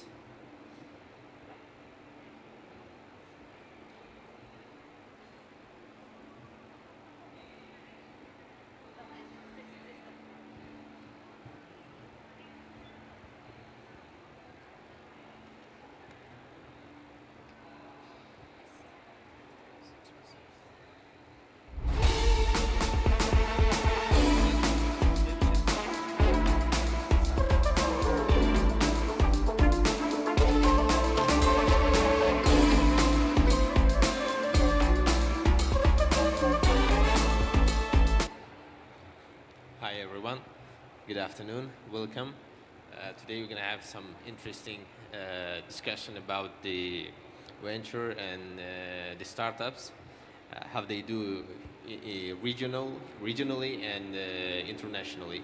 So I would ask you to introduce a little bit yourself. Sarah, please. Hello everybody. First off, thank you very much, IT Hub and the Ministry, for having us here today. Very, very happy. First time in Uzbekistan, so it's been a pleasure so far. I'm Sarah Daniel. I manage Doha Tech Angels, which is an investment group out of Qatar. Previously, I've been working in venture for the past 12 years, so been looking at a lot regional things, MENA, some Europe, and lately more and more Central Asia. So very excited to be on this panel. Asrar. Yeah, nice to meet you, Sarah. Thank you, Dalal. My name is Asrar. I'm a lawyer from training. I've practiced law in Uzbekistan for many years. I've built factories hard stuff, the Chartak mineral water, the project, I was CEO there. Then I moved to Silicon Valley, I did my master's degree there, and kind of got involved into startup ecosystem. Then we've co-founded something called Silk Road Innovation Hub. It's a hub and a platform for founders from Central Eurasia, from our region, to come and start their ventures in Silicon Valley. So currently, I'm doing my own startup in legal tech, vertical AI applications of workflow automation. Assalamu alaikum. My name is Kanat Biktimirov. I'm originally from Uzbekistan, moved to the US for university and stayed there since then. I live there right now. My story is originally started with computer science and started getting into the startup scene in Silicon Valley in the US, and eventually 6 years ago, 7 now, we started a supply chain company called Supply Pike in Arkansas. Did a Series A, Series B, eventually exited last year. My goal here is to try to motivate, help younger students or innovators to either start businesses in the US, go to school, or work over there. I also speak Uzbek, Russian, Kazakh, Karalpakh. If you want to come talk to me later, happy to help. Yeah, thank you, guys. So let's go to our questions, the interesting ones. Sarah, can you answer, as an angel investor, what are the very first things you look for in a startup at the idea or MVP stage? What are you looking for at the startups when they are at I think we all know the same things that we've been saying. What are the most important ingredients or factors when you're looking at a startup in terms of investments? And many of them stay the same throughout the life cycle. So whether you're early or later on, you just add more things to look at. So when you're looking at early, there's 3 main things that we look at, which are very common, which are how big is the market? How big of a problem are you solving? How scalable can this company get? How disruptive is the technology? The second thing is obviously the team. How strong is the team? Why will this team be the winning team? And the last one is the timing. Is this the right time? I think the last one is the hardest one to predict and the hardest one to assess. I'd like to just double click a bit more on the team, because I feel like, what does that mean? What does that mean when we say, is the team right? And I wanted to shed more light about the experiences that we've had. So we've realized that teams that, for instance, like, what is why is this person or this team solving this problem? What's fueling their drive?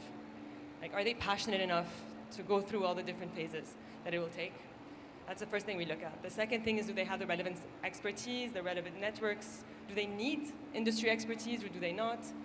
The third thing that comes by from there is, are they able to identify what they need in their team, and are they able to attract that talent? Because at the end of the day, as you grow, it'll take a village. You need to keep attracting top talent, and do they have that ability as a co-founding team to attract the best talent out there?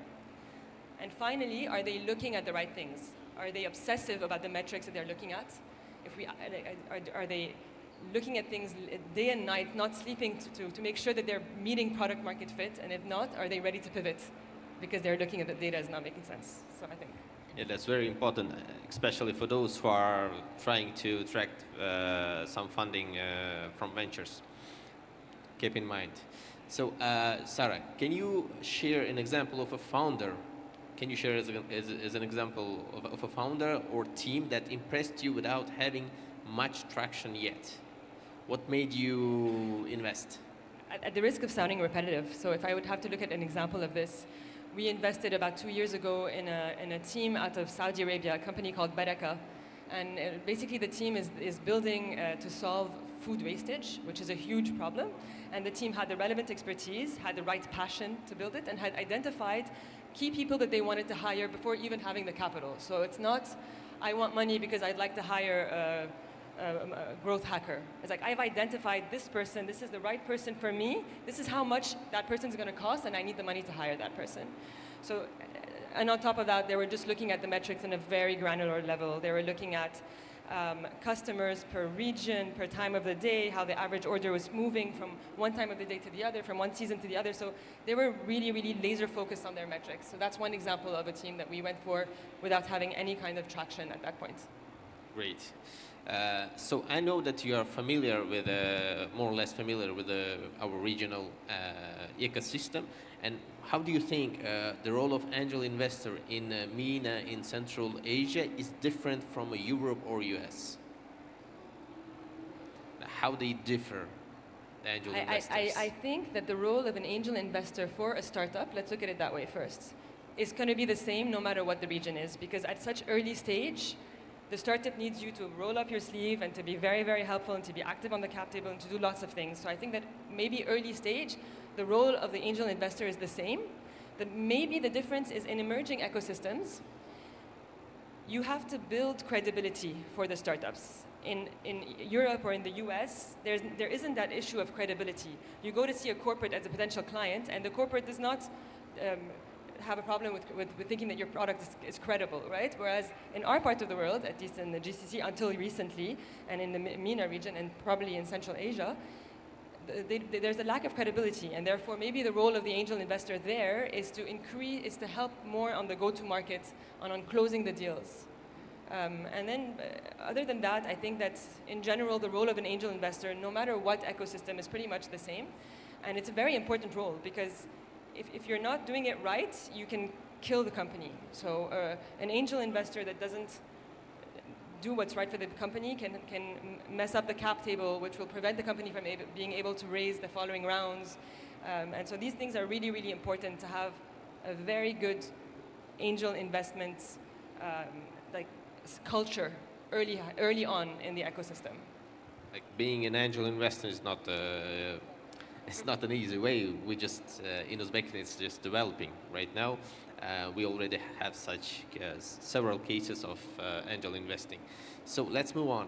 Asrar, I know that you already started your startup, and can you share with us what inspired you to launch the Clarity Flow?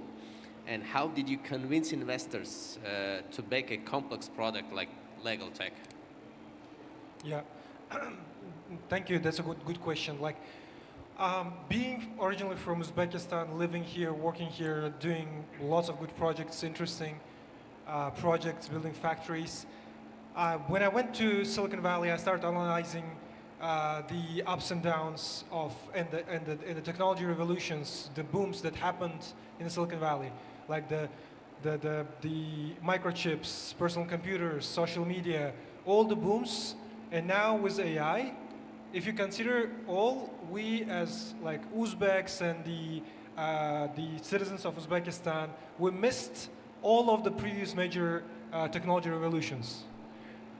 We didn't participate at all. So there was a kind of a mission when we started Silk Road Innovation Hub that Central Eurasia should be the next birthplace of international unicorns. So from the perspective, if I was putting my eggs in different baskets before supporting startups and founders with Silk Road Innovation Hub, then I took the initiative in my own hand and said yeah, let's AI, what's happening in generative AI, natural language processing, is the next big thing, and arguably it's much bigger than all previous technology revolutions combined. So I did not want to witness it from the sidelines. I wanted to lead. I wanted to try to build a generational company.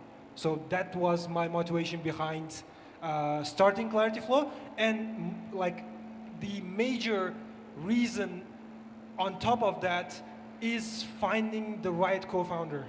Because when you find the right person, it's more important than a marriage at a certain point, arguably. So I would argue, in my experience at least, when you find the right person, you know that you have to start.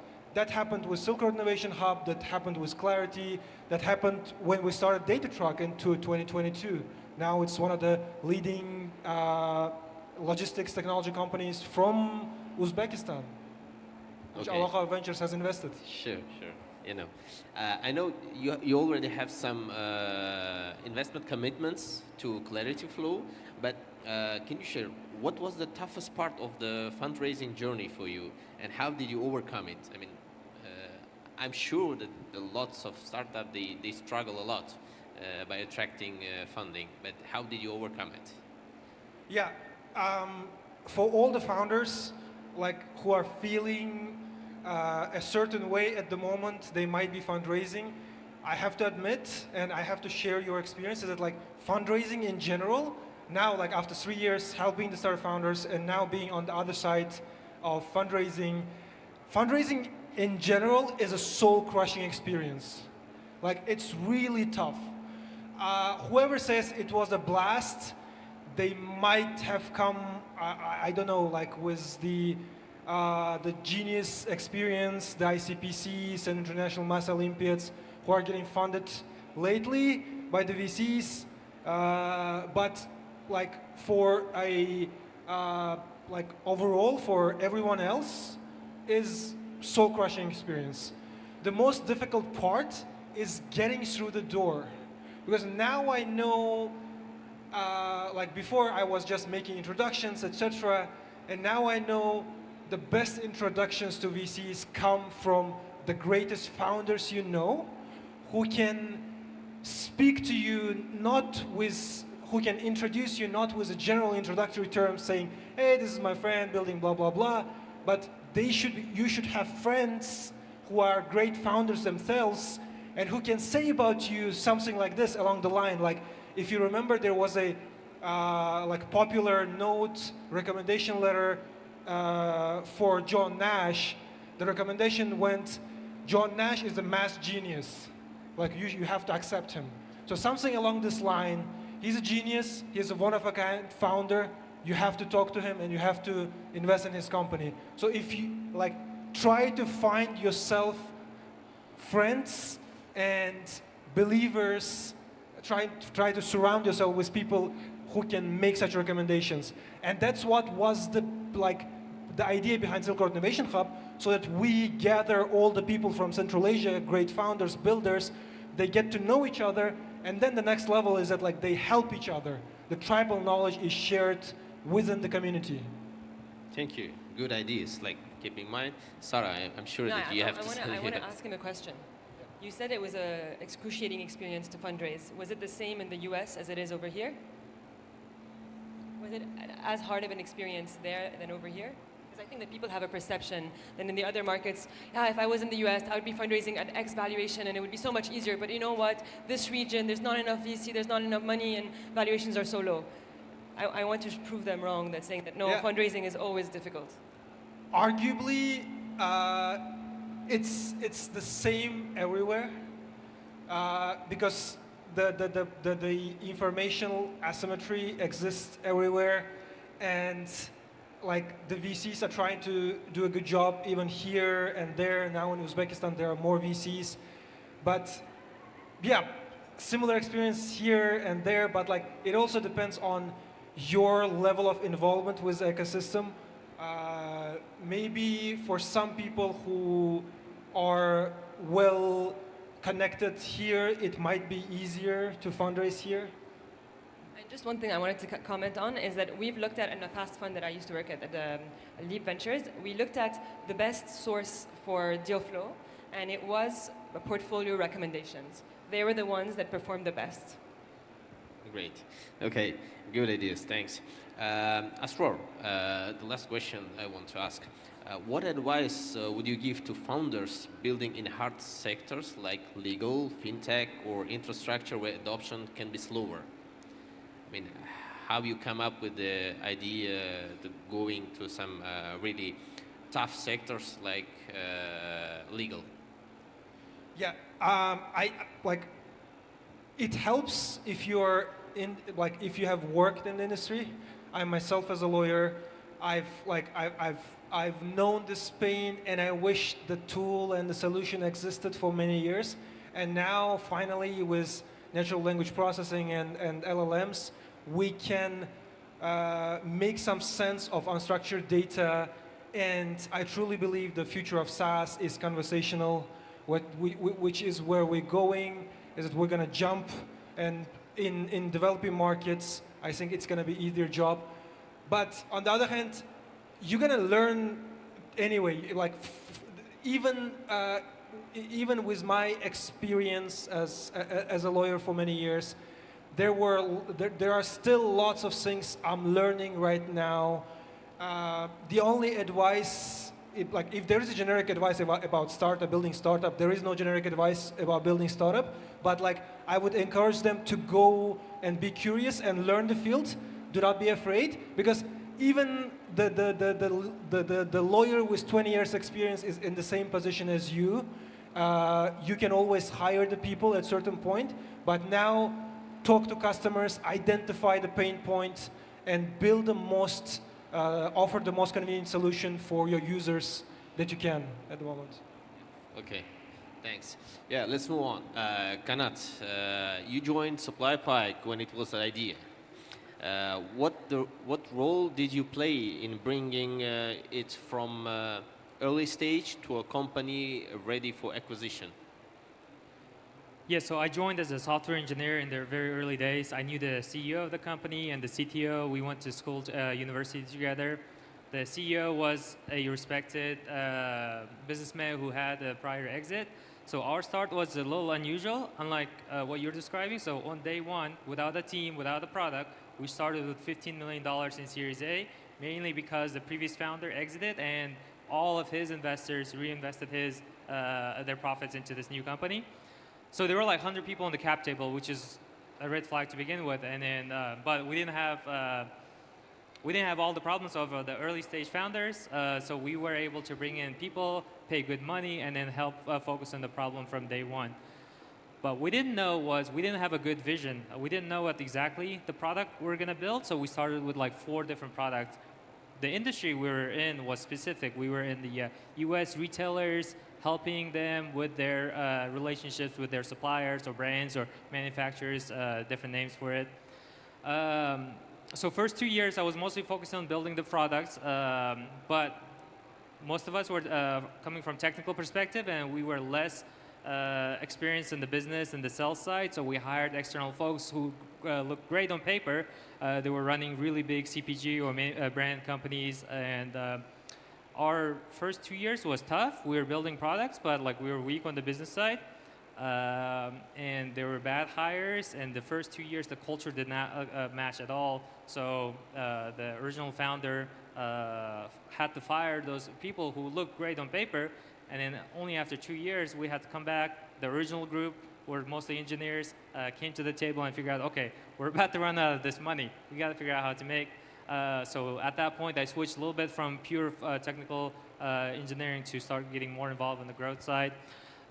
Did a little bit of sales, and then we did a complete culture shift at this point, and we tried to get all of our sales, business, marketing, engineering folks together literally on a daily basis to pivot the company. We made some hard choices. Out of the 4 or 5 products we had, we shut down 3 of them, and then from there it took off. Like we went from 0 revenue to $1 million in less than 9 months during COVID, and then from there it doubled, tripled until 20 million ARR within 3.5 years. And then we had to raise money again because we were about to run out. So we ran into the same pain points as you were describing during Series B. Like it literally lasted about 7-8 months. Had to talk to about 150 different VCs, eventually only to get to 5 or 6 fundings. We weren't actually planning on being acquired. We're raising Series B. That's when the whole process started again. Another 6 months of just like talking to random people instead of focusing on the product. But as we were raising Series B, there were a couple of companies who wanted to acquire. One was a strategic company who acquired us, and then there were a couple of private equities who want to purchase our company and then basically do the same thing. But that was my involvement. Traditionally, started as a software engineer. Eventually, after a couple of years, transitioned to a CTO position where it was a lot more strategic and management that involved board meetings and fundraising. But what were the biggest challenges in scaling your product for larger markets? the main one was the focus, making those harder decisions on what actually products you want to shut down. Because like out of the 4 products we had, they were all making money, but they were making 100 to 200,000 a year. At this point, you don't know if they're like actually not going to go anywhere, or we're just not doing something right. So we did controlled experiments around, okay, what's actually going to go and what's not. You're going to say something. Yeah, I think it's funny. It's a good story to tell because it makes you think about what are the negative things of having too much money, right? So you can afford not to focus, Yeah, right? exactly. Yeah. You can afford to make bad hires, and I think that's an interesting spin to it. But from the technical perspective, like I think it is worth it to make good, sound technical decisions from the beginning, because a lot of our technical decisions stood the test of time. The company who acquired us actually bought a lot of our stuff for technology and the product itself, versus a lot of the stuff you see online, right? It's like, oh, just make something work, vibe code it, and then you'll figure it out. But actually doing something, coming back and fixing takes a lot more time than trying to take, I don't know, a week or 2 more to make good decisions, align on the strategy. Opposite of challenge, I feel like a lot of the technical decisions we made were really good. But looking back at SupplyPike acquisition, what should founders and tech leaders should do in order to make the company or startup attractive for acquisition? So I advise VCs and startups on the side, and the stuff I see a lot is the metrics aren't ready. When you're in this venture capital game, there's every single venture capital is trying to exit to the next round, basically invest in your company after a couple of years or 7 to 10 years, they're trying to exit. And you want to get familiar with what exact metrics they care about for your current round as well as the future round. And what we did was start obsessively track metrics. If you don't have somebody in your company who's doing this on a daily, weekly basis, that's something I recommend starting immediately. So what does that include? Okay, month over month growth metrics, retention, NDR, net dollar retention, anything that might be important during the fundraising process, because when you start fundraising, they're going to ask you for a million things. And it is better to keep track of those metrics throughout the whole cycle than at the end. There's a couple of things like we ignored in the beginning, but that were worth it, or your yearly financial audits. Like get an external audit company to audit your financials every year, because it makes your due diligence process faster during an acquisition or fundraising. Same thing for things like security and organization controls. Invest into things like SOC 2, or there's whatever the European version is. That you'll spend time during your year, but that will cut significant time during due diligence when you're doing fundraising or acquisition. It'll cost a lot of money, but I think it's worth it. So thank you. And I would ask the question from Asror and Kanat as a representative of the startups. How do you evaluate the role of accelerators, angel clubs, some tech parks? Do they really helped you to raise funding? Or how they helped you to grow?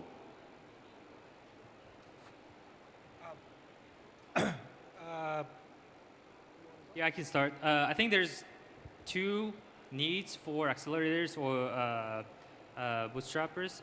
One is either you're a first-time founder and you don't really know the space, you don't really know how the game works, so you're trying to learn the playbooks, how to structure your company, how to go about fundraising. The second use case, I believe, is if the accelerator is industry or vertical specific. Those can open up a lot of doors for either industry experts or sales leads. But from what I picked up in the industry, most repeat founders do not go through accelerators because they know the game already, they've learned, but if you're a first-time founder or you're new to space, they can be tremendous and very helpful. Nasror? Yeah, accelerators are really helpful to enter the markets which you're not familiar with, especially if you are coming from Central Asia, from Uzbekistan to, for instance, US market, like Alchemist Accelerator. Christy was here speaking. We've organized a great acceleration program last year and this year also. It actually helps to enter new markets. This is what I have to say. there are also accelerators which help you enter not geographically, but also new markets which you don't know and which you might not be familiar with. There are specialized accelerators, like for defense tech, for bio, health tech, or whatever. So those accelerators might give you a shot in fundraising better, because all the VCs, specialized VCs, are like, they are the startups accelerator graduates, they are part of their deal flow. So they look better at those things. Saying that, I want to note something useful for all the founders from Uzbekistan. There are a couple of accelerators which are in the game of acceleration. They're not part of the venture funds. You gotta do those. There's one popular name. You have to go there, you have to apply, and it increases your chance of getting funding right and getting into the market. Y Combinator, without any doubt, you have to apply, you have to go there. On top of that, note about acceleration programs organized by venture funds is that I wouldn't spend much time on those acceleration programs, because even the venture funds view their acceleration program participants as subpar investment. So spend your time on what actually, there's a saying called like, what makes your beer taste better. Work on your product and spend. Tricky one. Yeah, let's imagine you have on one hand you have a world-class team with a limited funding. On another hand, you have an average team with a $5 million. So which one wins in the long run, Sarah? Yeah, hypothetical for us. We went through it. I think team beats. Like during the acquisition, we look back. 80% of the people were people who were there with us from the beginning. They made a lot of money as well. There were a lot of people that are expensive people that we hired that did not pan out, and eventually we let them go. But 80% of the people who were there day one until acquisition was an amazing feeling, and it's a testament to how much the culture alignment and team alignment matters. Yeah, I think 100% team beats for sure. But I just want to add something here. I think that it's also problematic. I think capital is very helpful. So I don't like it when early stage investors tell startups, why are you raising 2 million? You need half. We'll give you $500,000 now, and then maybe in like 12 months, you can raise the rest. I think that's super dangerous. If the company needs 2 million, the company needs 2 million. And giving them half is actually more risky for your investment, because they're not going to reach any of the milestones they need to reach. So yes, team beats, but when a company has a set plan, they need the capital to deliver. Thank you. I have to follow the timing. So thank you very much, our panelists, or the distinguished guests.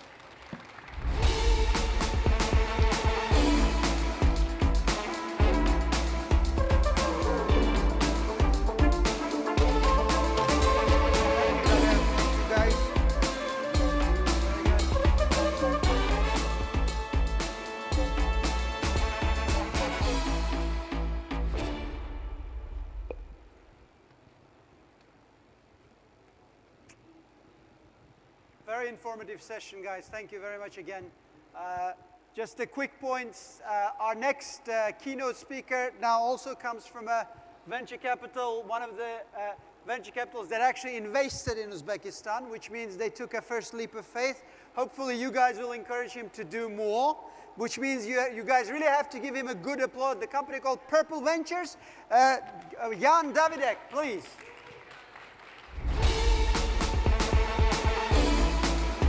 Good afternoon, everyone. Very happy to be here for the second time in Uzbekistan and be part of this Startup and Venture Summit at ICT Week. Actually, we were the first European or EU VC fund that invested in Uzbek company. A few months ago, we backed a company called TAS Vision, and that was really for us the leap forward. And I want to share with you our perspective on how we feel investing in emerging markets and why I feel that right now is the Central Asia's moment. A little bit of introduction about Purple Ventures, who we are. We are a European-based VC fund based in Czech Republic and Luxembourg. We are part of the Purple Technology or Purple Holding Group. It's a huge fintech company operating on multiple continents. It was founded 13 years ago by 3 young guys. The company went almost bankrupt at some stage of its life. And at the beginning, it was also backed by investors' money. So when the company grew to more than 200 people all around the world, we have employees from Japan, Europe, Dubai, Belize, you name it, a lot of countries. And the company became profitable. Our founders wanted to one, invest the money that they were making in the core business together to give back to the ecosystem because they knew that they were also funded by investment and it was the enabler for them to run the business at first place. And 3, support innovation through startup investing. So they created private family office type Purple Ventures.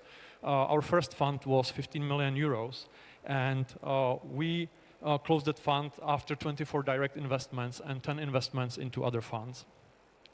We opened a second fund that is 40 million euros. What is not so common about us is that we have a huge GP stake. Normally the people who run the VCs, their investment in the fund would be anywhere from 1 to 3%. We are putting 14 millions of Purple Holding money to the fund, and this is quite unique. What is also unique, we only have private investors as LPs. We didn't take any public money. In Europe, there is an organization called AIF, which is European Investment Fund. And they basically are the fund of funds, and they pour billions of euros into venture capital. But we didn't want that. We are entrepreneurs, all of us, that manage the fund, and we believe that private money can do better than the public ones. That's why also we have, like, our investors are high net worth individuals, it's ex-operators, exited founders, people who build successful businesses. This gives us the freedom to actually create our own investment mandate. We can invest as we want, and this was also the enabler for us to actually invest in Uzbekistan. If we took the EU money, we never would be able to do that. We try to be sector agnostic in our investments. We basically try to search for the best and skilled founders, but we see that AI is changing everything. So what I would advise to the founders, you need to be first AI native. By that I mean give all your employees all the paid AI tools and basically 5x, 10x their productivity. Buy them all the tools that you can, and as I think previously someone said here, it's not sexy anymore to create huge teams. VCs will not fund you to build like huge team. Now we see that with a few skilled people, 5, 10 people, and a bunch of technology that will cost you a few $100s per month, you can build great things. Our other thesis is that we invest into tech companies that are basically scalable all around the globe. And one of the part of the portfolio is AI-enabled companies. By that I mean it's companies that use AI in their product to do something that was not possible product-wise before the AI era. And we also see that the AGI, artificial general intelligence, is coming. We don't know whether it's in months or whether it's in a few years, but we try to picture a world how it will look like when this hits, because it will make a huge impact on how people work, live, etc. So we try to build part of the portfolio as post-AGI resistant, which means it's like future of retail, offline work, how people entertain themselves in the real world, taking care of elderly and stuff like that. And why Central Asia? Uzbekistan startup funding grew 230x in just 4 years, and the number is still growing. So we see that the region will boom, and we see it also in different emerging markets in Europe. All those small countries that are outside EU, Moldova, Serbia, Georgia, they have a great potential. If you look at it from the geo perspective, or politics perspective, Europe now has a lot of problems, which I will talk about later. US is still dominating the globe, still dominating the innovation, but as was said by our American colleagues, the administration is doing crazy things, and it's not good for the business if you don't have the uncertainty. So we feel that the real power is shifting towards Asia, that will dominate the world of innovation in the next decade, and we already see how brains and talents are moving to China, India, etc. What we like about the region here is that it will be booming. You are at the very start of that boom. It's same in the small markets in Eastern Europe. It's same here in Central Asia. And we see a similar pattern in those markets. And it's that the government understands really well that they need to support this change. You need to digitize and transform the economy that would be leveraged by AI and by innovation and technology. Great example of that is Estonia. It's a small country, ex-Soviet Republic as well, only 1.3 million people. And Estonia has more than 14 unicorns. And how did they did it? Basically, it's called Skype Mafia, where the founders of Skype sold the company to Microsoft for $2 billion. And they introduced to their employees ESOP, Employee Stock Option Program, which basically they give shares of the company to key employees. And this enabled then the ecosystem to thrive, because when they sold it to Microsoft, it generated a lot of millionaires who then reinvested their knowledge from Skype and the money that they got from the exit back to found their own companies. And such a small country then was able to basically outperform everyone else in Europe.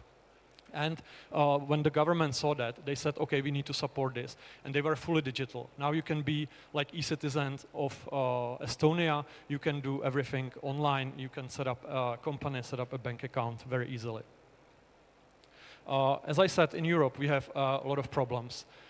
We are too rich and too lazy, to be honest, to be able to innovate. We created an environment that is full of regulation. So if you buy an Apple iPhone in EU, it's not that smart as it's smart in different areas of the world. Because of our regulation, Apple didn't manage to use the AI features, for instance. What we also see, that the young generation, they don't want to work anymore. They need work-life balance. They need meaning in everything what they do. They want to work remotely from Bali and be the digital creators. And basically, we believe that success is only a function of work, and if you work hard, you will be rewarded by success. And this is good for you, because here in the emerging markets, actually we see that there is still the ambition among the young people to work hard. Young entrepreneurs here, 3x in the recent years. And you have the very good baseline to avoid all the mistakes that we made in Europe and basically make a huge leap forward for the future. What is also great for you is the size of the market and the demographics. Western world is slowly dying with 1.3 child per woman in Europe. It's inevitable that this will cause a lot of problems. In Uzbekistan, you have great demographics. A lot of people, most of the people are young. And you have, by this, also a local market that could be a playground for you to test everything what you want to build and then compete with it on the global market. Small countries like Moldova, Serbia, they cannot do it because it's basically just a few million people and the local markets are not big enough to that. So this is your advantage. But also you need to understand what the future products will be needed, and you cannot do copycats of what was popular in US or in Europe like 3 or 5 years ago. So to finish my presentation, how to use the actual momentum. I think you need to be bold and to be hungry for success, and I see it very well here in the region. Leverage the AI and make your people more efficient so you can compete with the global players. Use that support from your government to kickstart. Put the people to the same place. Use some co-working spaces so the startups can share ideas. Sharing is caring, and basically if the people share and learn from their mistakes together, they can go farther. get ready to compete on a global playground, but use your large local markets to pivot and bootstrap. And I think if we meet here in 5 years, there will be a lot new Uzbek unicorns. I'm pretty sure about it, and I wish you all the best luck on the journey. Thank you.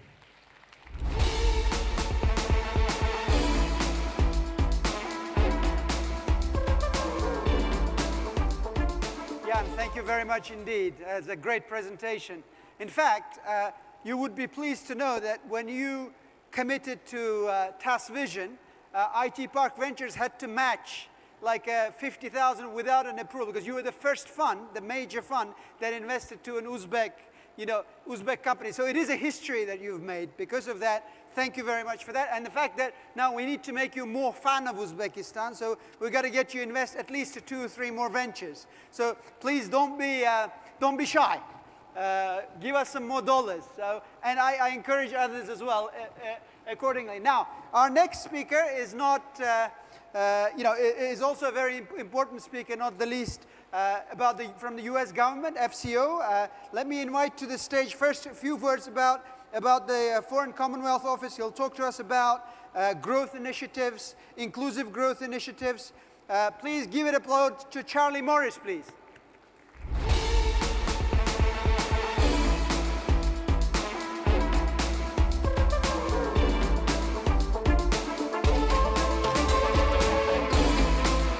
Thank you. Thanks so much, Miss.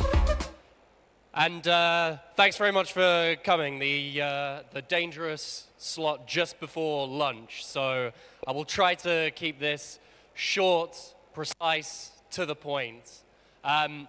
It's really amazing to see so much energy in the room here today.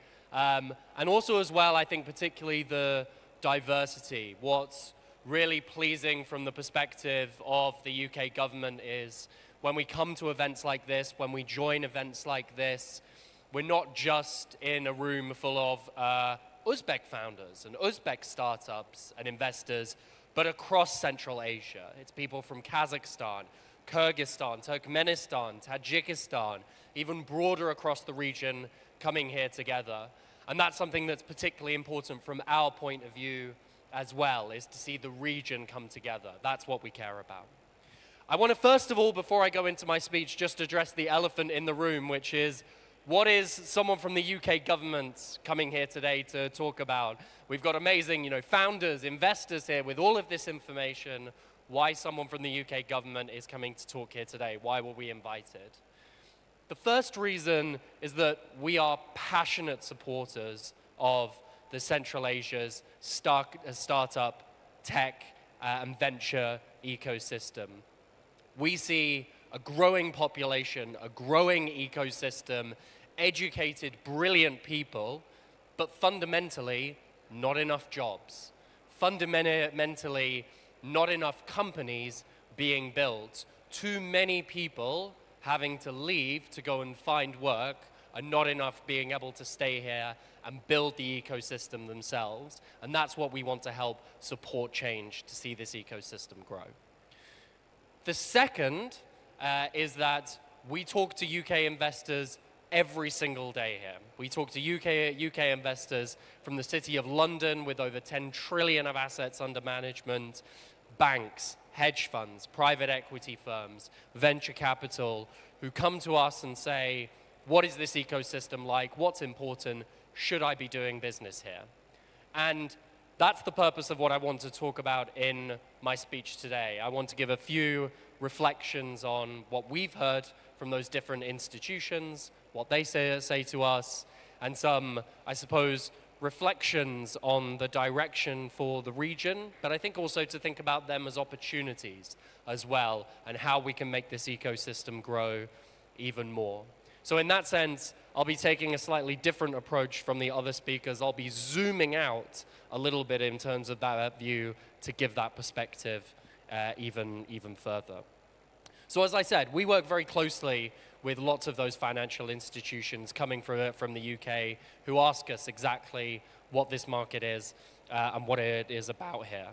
And the first thing I want to say is, much like many of the speakers have said in their presentations already, there are so many positives and so many bright spots about Central Asia. We have one of the few regions and collections of countries in the world outside of sub-Saharan Africa with a growing population.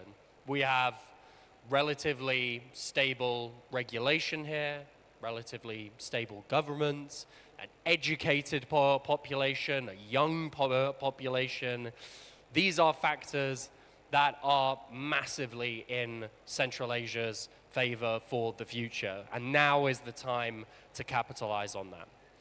So a lot of interest, but ultimately still remains a frontier market, really, for most coming from the outside. This is still very far out for investors coming from the UK, EU, US, etc. But the interest is there. The interest really is there.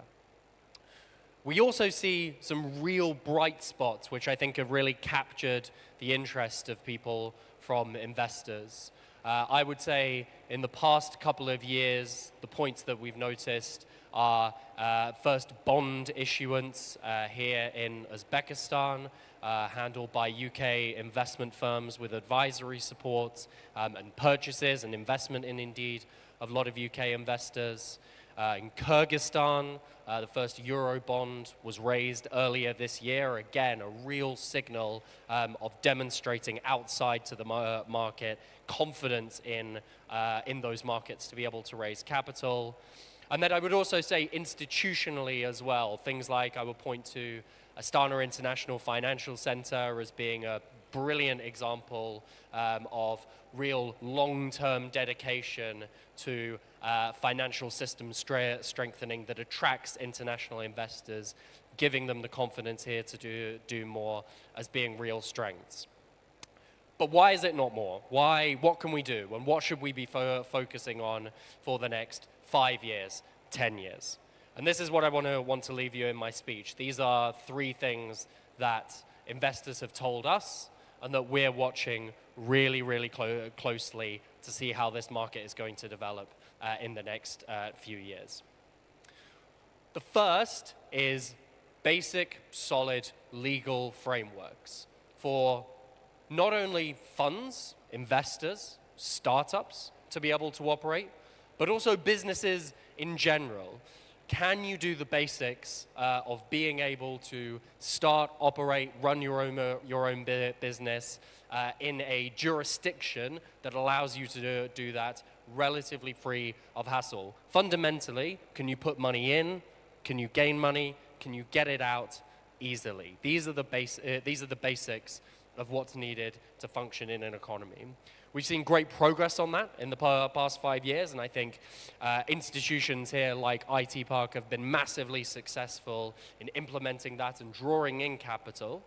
But what I would say and what we're watching for is not just is how we now go from what's on paper to implementation.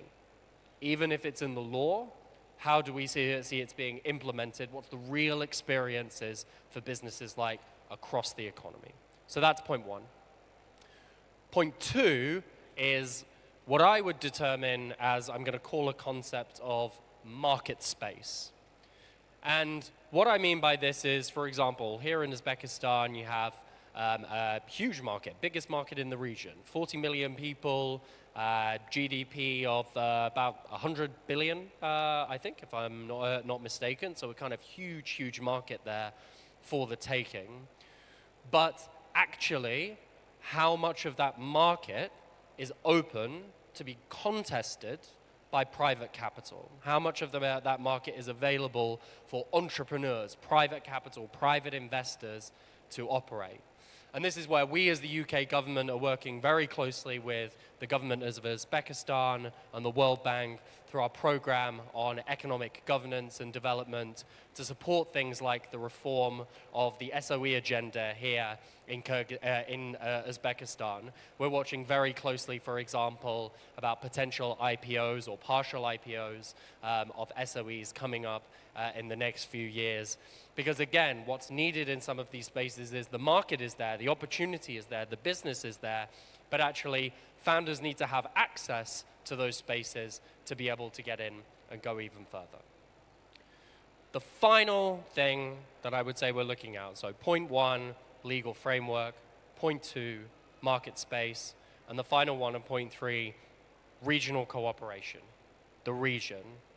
And what I mean by that is I go back to the point I said at the start about why it's so pleasing to see so many people here in the room today, is that Central Asia and the countries of Central Asia on their own are growing, expansive, exciting places.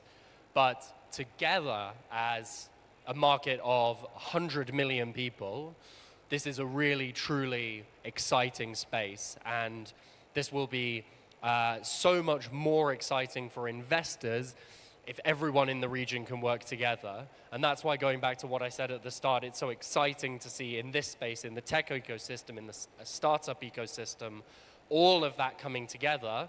What we now need to see is that in other parts of the economy, in trade, transport, infrastructure, logistics, reducing those barriers to trade in goods, in services, in products, in investment, in capital, making that so much easier to flow throughout Central Asia so businesses can do activities across. We see so many business plans from startups coming from here that say, okay, we're going to do 1 year in Uzbekistan, we're going to do 1 year in Central Asia, and then we're going to go to the US. And that's great. It's really good to have a global mindset. But fundamentally, from our perspective, from the perspective of jobs, what we would like to see is that people can spend even more time here doing even more business. It's been a pleasure to talk to you today. It's been a pleasure to share insights. Thanks so much for having me, and good luck with the rest of the conference. Thank you. Charlie, thank you. I have it. Charlie, thank you. Great presentation. In fact, I hope some founders took a note. Very good presentation, very concise. This is how you should be presenting. I'd be a founder like Charlie if I was. It's great. Now, without further ado, we are going to, is our fireside chat. It's also going to be very interesting because next set of speakers are obviously a couple of entrepreneurs, very good entrepreneurs who made it happen.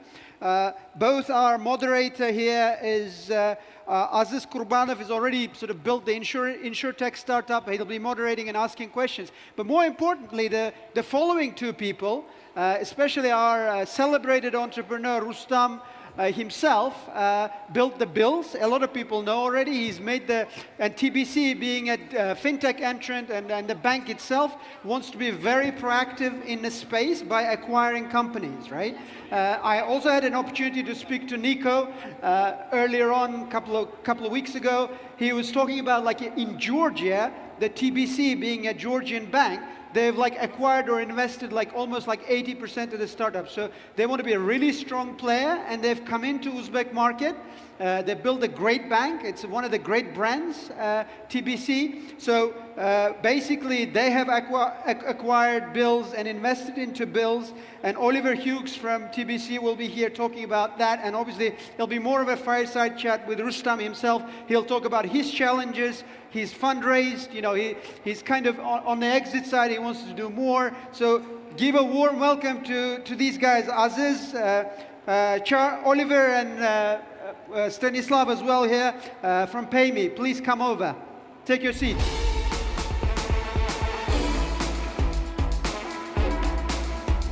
All the best. Thank you, guys. Thank you.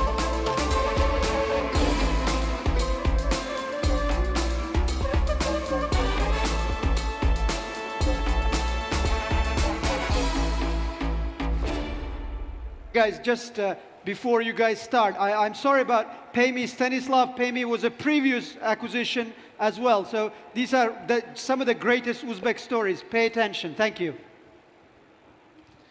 Hi, ladies and gentlemen. My name is Aziz Bek. I'm CEO at AK Capital. And today we'll have a panel discussion on investments, growth, startups with tremendous speakers. And honestly, our speakers need no introduction, but it's going to be my pleasure to introduce them. So meet Oliver Hughes, Head of International Business, TBC Bank Group.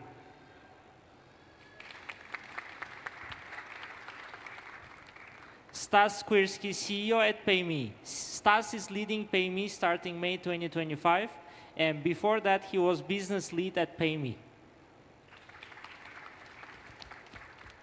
Rustam Hamdamov, CEO and co-founder at Bills. Just recently, TBC Bank has acquired 53% of Bills for $9 million.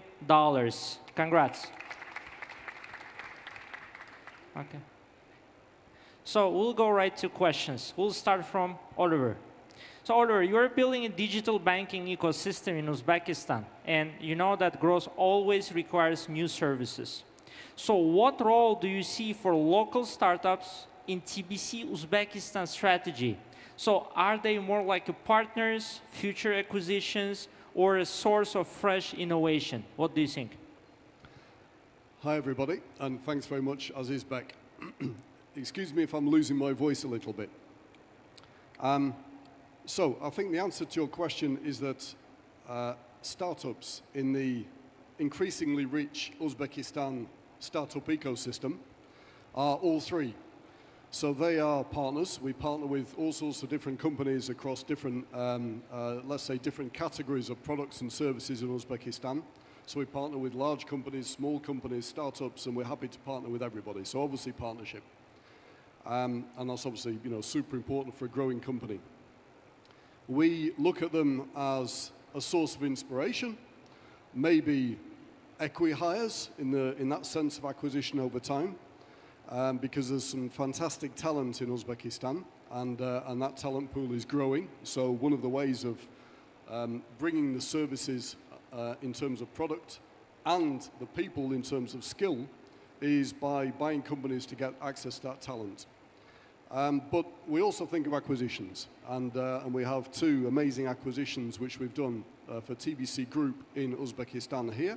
We have Rustam from Bills, who'll be talking about Bills, which is a recent acquisition we made. And PayMe, Stas is CEO of PayMe. That's an acquisition we did a while ago, but that was super successful for us. We also announced that we're buying OLX, which is one of the largest classifieds in Uzbekistan. And when that goes through, that'll be another big deal for us. So acquisitions are something which are very important for us as we build out our ecosystem where we see complementary products and services. Thank you. I see many founders here, and I guess they are interested. So besides M&As, so can we expect direct investments into startups from TBC? So all the founders here, it's great to see you. Bring it on. We want to see you succeed. We want to see Uzbekistan succeed. We're seeing some success stories, but obviously we need more. And we need to grow this, big ecosystem of tech, of fintech, and lots of other different stories, which you guys are doing. So well done to you. But also you need to see exits, yeah? So what's good about these stories here and other stories in the TBC ecosystem in Uzbekistan is that we provide exits, yeah? So that's a big kind of thematic for this session, I think, in the background. Because, building a business is great, but if you don't know how you're going to exit that business or what that business is going to turn into for you strategically, then maybe that causes doubt for some people as they actually embark on their startup story.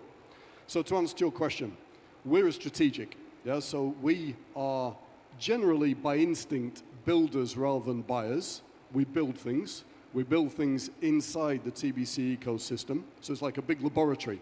We have tons and tons of different startups, organic startups inside our ecosystem, our lab. But we do buy companies. So when we buy a company, we do this as a strategic, not as a financial investor. We're not a VC fund. So the answer to your question is, we do lots of startups, but inside. If we do something outside, then that will be as a strategic, not as a financial investor. Okay, thank you. So you said the startup, so we'll move on to the startup, PayMe, Stas Skwirsky. So we all know that PayMe started out as a startup, and after joining TBC Bank Group, it became part of a much larger ecosystem. So what turned out the biggest change for the company after acquisition? Hello, everyone. Azizbek, you're right, because after the acquisition, the life in a PayMe changed dramatically. And the biggest change was the scale. because on the startup stage, PMI did a great work. They released a lot of products with the great product market fit and value proposition for the customers. They developed the core of the customers. But since we joined the TBC group ecosystem, the scale was increased dramatically. So, and why? The reason of that is because of all the technology, expertise, experience of the group, talents that we got as access in our ecosystem, and as a result, ability to grow in a regulated market since the acquisition. And as a result, for example, last year we did net income 50 millions, and what expecting in this year, it's 20 plus millions net income in PayMe, just in the PayMe. Wow. Applaud. Ooh. $20 million. Profit, right? Profit. Not revenue, profit. Profit. Okay, I love that. Rustam. So every startup hits a wall. Sometimes it's hiring, fundraising, sometimes it's market readiness. So what was your hardest wall and how did you break it? Hello, everyone. Thanks for inviting to this panel. Nice to see everyone here, and thanks for the question. In the different stages, you have different type of walls, right? And I would split it into stages. At the seed stage, your biggest wall is to find the right team and to make the product out of your idea, because most of the startups are failing in this at this stage. And for us, it was a challenge because when we started, we didn't know what would the product. We actually even didn't know that we were building a startup because at that time we were building a business, and then we raised the money, then the startups game started.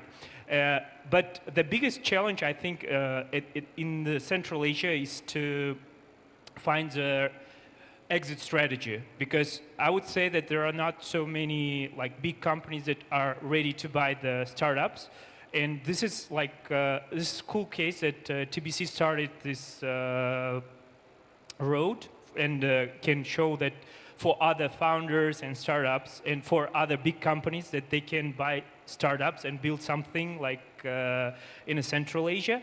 And I would say that the biggest wall for us was to raise our bigger rounds, because getting to 10 to 20 million valuation is pretty, it's achievable. But once you start to, once you want to get to the next level and you start to raise 5 to 10 million, and you need to show how you will get to 200 million to 500 million valuation in the next 3-5 years. And for that, you need to show the market, you need to show the exit strategy to this bigger investment. And this is a real challenge, I would say, in our region. And this was the biggest wall, I think. Thank you.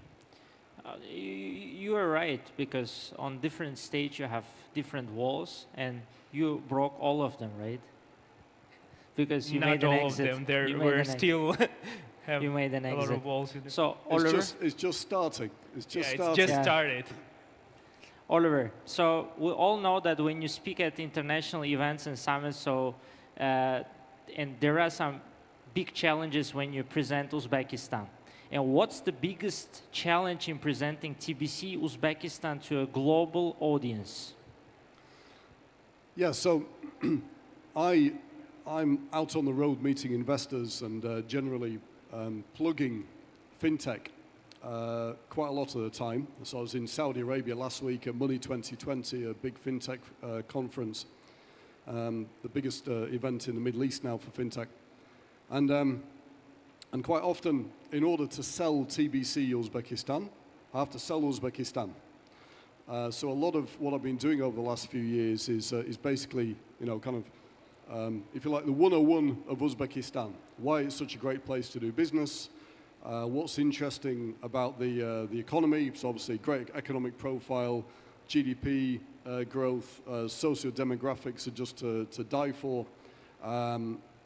And all the other stuff, the payments ecosystem in Uzbekistan, which is pretty unique and makes a great backdrop for building fintech in Uzbekistan and tech in general. So I have to go through this, and there's quite a lot of, let's call it ignorance about Uzbekistan, where it is, what it is, why it's a good place. But that's changing, and over time, as I've seen over the last few years, there's a much higher level of awareness, and Uzbekistan is now on people's radars. It's actually coming onto the investments map, which is very important. It's coming onto the private equity and VC map, and it's also now on the public equities map. In large part because there are 3 or 4 companies who are out on the road, including TBC, banging the drum for Uzbekistan. But obviously lots of stuff, good stuff going on, which means that it's attracting attention. The other thing that is a bit of a barrier is digital banking, because there are different understanding of digital banking from different parts of the world. So if you're in Southeast Asia or China, you have one understanding of digital banking. If you're from Latin America, it's a different understanding. If you're from the US or Europe, there's another understanding. And not all of the experience of investors has been very good in digital banking, to be honest with you, because there's been a lot of mistakes made and a lot of money burnt. But from this region, and here I mean Kaspi from Kazakhstan, Tinkoff from Russia, Monobank from Ukraine, now TBC from Uzbekistan, we have some very, very successful use cases. Another one, not from this region, is Nubank from Brazil. And this newer breed of digital banks who have basically used the right or deployed the right business model, a lot of investors know, and that's helping us to attract attention to Uzbekistan. So it's becoming a lot easier. And just very quickly, 3 years ago, when TBC was on the road, we have an annual roadshow, US, Europe, and Asia, to market our annual results for the group, for TBC Group. There was no understanding of Uzbekistan, literally. 2 years ago, people had done the homework. They understood a lot about the country and just wanted to know more about the story, about TBC's digital banking ecosystem.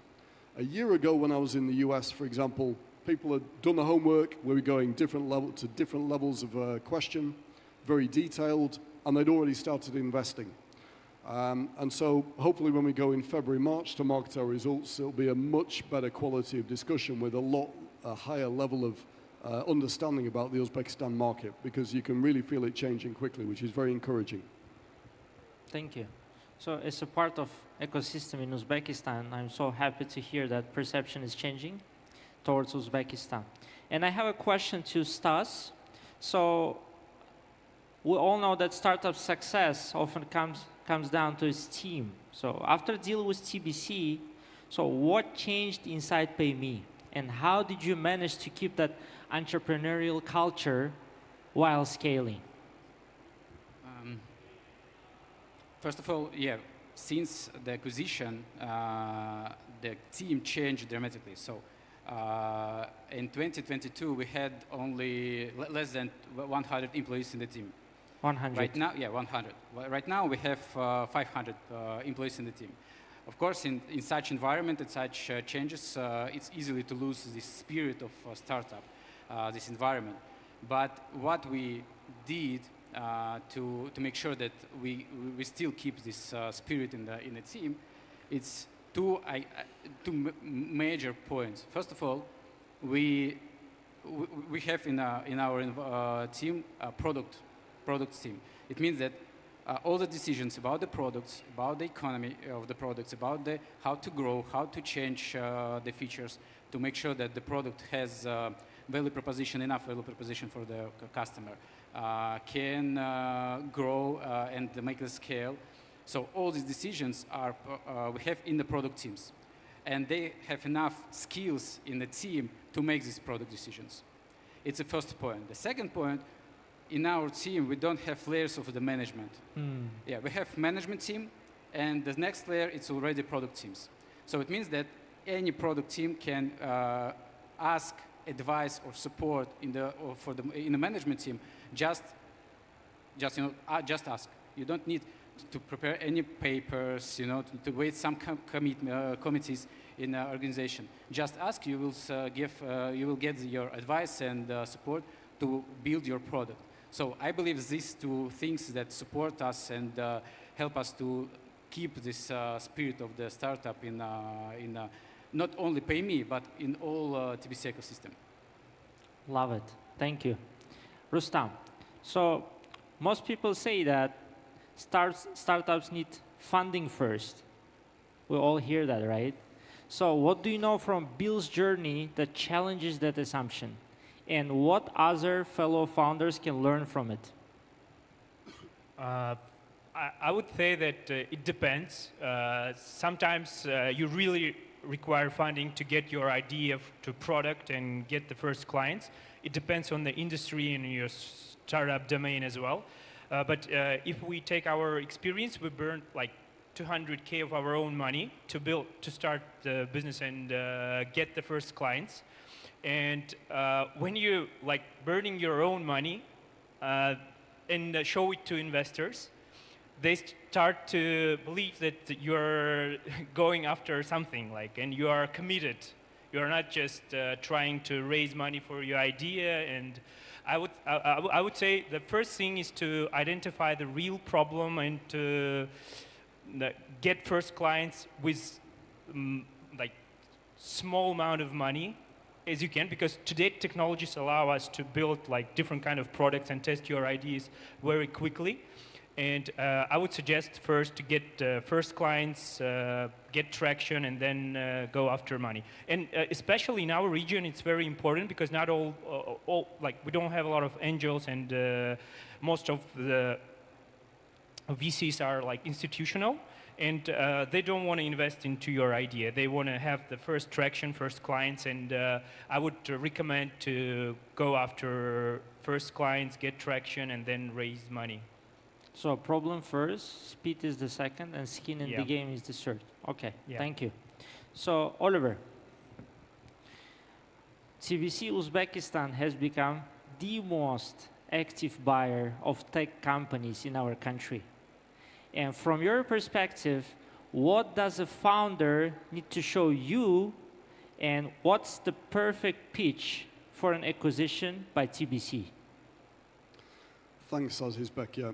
So we don't see ourselves as one of the most active acquisitive companies in Uzbekistan. So it's kind of that's not how we think about ourselves, but that's the fact. But I hope that we won't be alone in this, and there'll be other companies, lifting the boats in the ecosystem for tech companies and startups over time as well. So what do we look for? First and foremost, it has to be complementary for our products and services. So we're a digital banking provider. It's an ecosystem of core financial services. If there are products and services like bills, like PayMe and Payments, which is a payments aggregation app, lots of other stuff in adjacent complementary areas, then we will be very happy to look. So it's got to be the complementarity of the businesses, which is the starting point. Then it's obviously about fantastic founders. It's about founders with fantastic teams. It's about those founders and teams staying with TBC to build and scale the business out. So we don't want exits when we buy, because we're strategic. We're buying a team who are helping to build their business into something big and beautiful as part of the TBC ecosystem. That's super, super important. And also we look at, obviously, unit economics, the business model itself. Is there a path to profitability if the company isn't profitable already? That's very important, because companies are there not to burn money, they're there to make money. Yeah? So it's about the self-sustainability or self-sufficiency of the company as well. This is very important. So are there any startups right now on your radars that you're watching in Uzbekistan? All startups are on our radar, but we're not in an active phase right now. We have lots to do, and if there's a company which can help us do stuff better, quicker, reduce our time to market, bring great products and services to our customers in our huge ecosystem. We have over 20 million registered customers in the TBC digital banking ecosystem today. Then we're happy to have a look. Thank you. So Stas, looking back, what's been your boldest product bet so far, and what lessons did it teach you? So the biggest best for as for now, it's for us, it's subscriptional business. Pay Me Plus, right? Yeah, Pay Me Plus, for sure. We had this product previously, and it was small, but after some, analysis of the data, of the customer behavior, of the customer needs, we found that we can make some changes in this product and provide customers some new features, valuable features for the customer. So, and as for now, what we see, the grow year to year of this product, it's 300% right now. And the product is still in the MVP stage. We still just making some development, changing some features. But what we see that if customer get the values from product, some features that really solve customer needs, in Uzbekistan, customer ready to pay for that. Yes. So that's what we see right now, and our bet at this moment. But next year, we'll see. We have some new products in our backlog that we're going to launch next year. Let's keep it. I'm a user, by the way. I use Pay Me Plus. So, Rustam, everyone is interested here. So you recently made a partial exit, and everyone has a question. So are you considering investment in local startups? Why and why not? Yeah, sure. I want to invest in local startups. Actually, I've not only from Uzbekistan but from the Central Asia, but the ones who want to scale to US and operate there and build something big. And I will be happy to speak to these founders who are going to make something big in US, but they're local from Central Asia. So why not the local solutions, even for Central Asia, for a region? Why not? Yes. I don't know, because I want to invest to something that could scale and become big. Maybe, probably, this is the reason. So you're chasing after a big market, right? Yeah. This is the first rule of startups. Okay, thank you. So before we wrap up, I have blitz questions. So I will start with Oliver. So if you had the power to change just one thing tomorrow to accelerate Uzbekistan's startup ecosystem, what would it be? I think I have two, if you don't mind, very quickly. First is more local cloud computing and processing data center capacity. And obviously, this is high on everybody's agenda, but it's just a must-have, especially if we're going to develop AI in the country. The second, sorry for being cheeky and taking two, is generally startups will have an offshore holding. Yeah, that's how private equity comes into startups in the startup ecosystem here. And because of capital controls, it's very difficult for them to structure exits. And so I think there should be a carve-out or a relaxation specifically for exits to take capital out of the country to complete these deals. Without that, there'll be no development of the startup ecosystem. Super important. Thank you. Stas, so in one phrase, so what's the first thing that comes to mind when you think about PayMe 5 years from now? It's a trusted, secured financial agent for day-to-day life of customers. Love it. Rustam, in 5 years, will Bills be more of a fintech company, retail operation system, or something different? I think we will stay committed to serve the small and medium-sized businesses, which is 50%, 60% of our economy in terms of the GDP, and 80% in terms of employment. And I see our company building something that is really valuable for the customers. It could be we're not trying to build like fintech or retail operations, we're trying to build product that brings value to the customers, and we want to become an ecosystem for small and medium-sized businesses that will include everything that is needed to solve their daily problems, like, I don't know, accounting, like inventory management, or like sales and whatever, even fintech, etc. So our goal is to build something that is really valuable for the small and medium-sized businesses, so we can take all their problems and they can do something else. Thank you. So I have a feeling, Oliver, you have final remarks.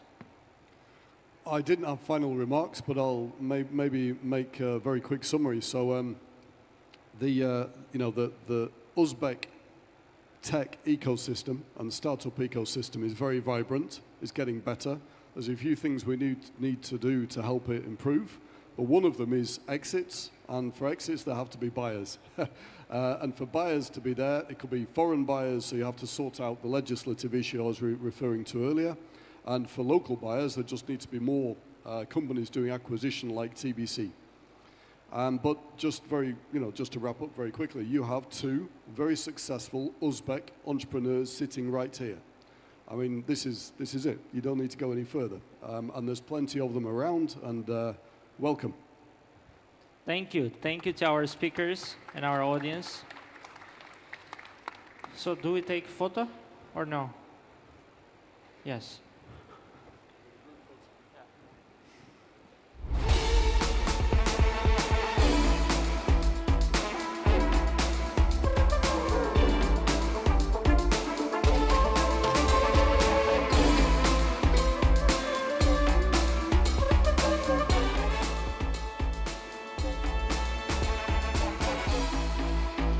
All right, guys. Oliver, thank you for a great presentation, guys. Rustam, Stas, thank you again. Oliver, I have to tell you that your work in terms of selling Uzbekistan is very, very important. Even though in the slide it said you're the second unicorn, but you're a true listed company. So because you're a public company, you tell about Uzbekistan to all these investors. So I want to thank you on behalf of all Uzbeks for your great work. And obviously acquisitions are great. And Uzbek companies, especially like your peers, they need to come to this space, learn from you, and do more. Now is the time for announcements, ladies and gentlemen. We have few. Please bear with us, and I think some of them are very important. First one is basically with IT Park Ventures and AWS. Inna Azhogina and Dalerkhon come over, and I think this is about AWS credits, exactly what Oliver was talking about. Please come to the scene. Thank you.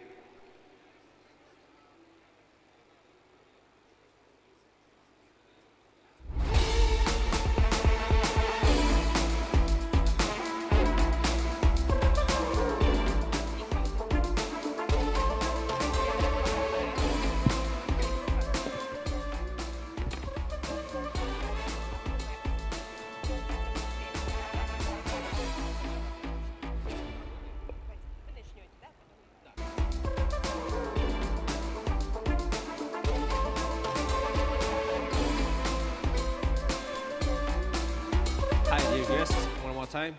So we really wanted to announce in the framework of the ICT week, we became an Activate provider, the AWS credit provider, and I think we are the first in Central Asia who will be responsible for that. And our startups that we invested in, they will be valid for Amazon AWS credit up to 10K. So Inna is from AWS. Please. Yeah, thank you, Dalerkhon. So my name is Inna Azhogina, and I'm a country manager responsible for Central Asia, Caucasus, and Mongolia. And I have an honor to give this sign of accreditation, authorization of IT Park Ventures as the AWS Activate partner.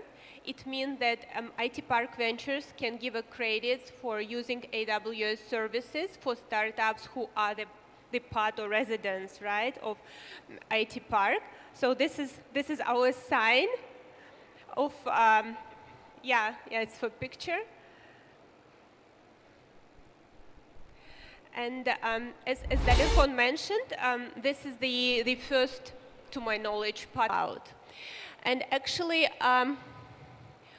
what we can say that all the industry leaders, the majority of them are using our services, and now they are fully available, and credits are available for startups from Uzbekistan. And I think this is a great achievement I would say for us and for the country to develop together.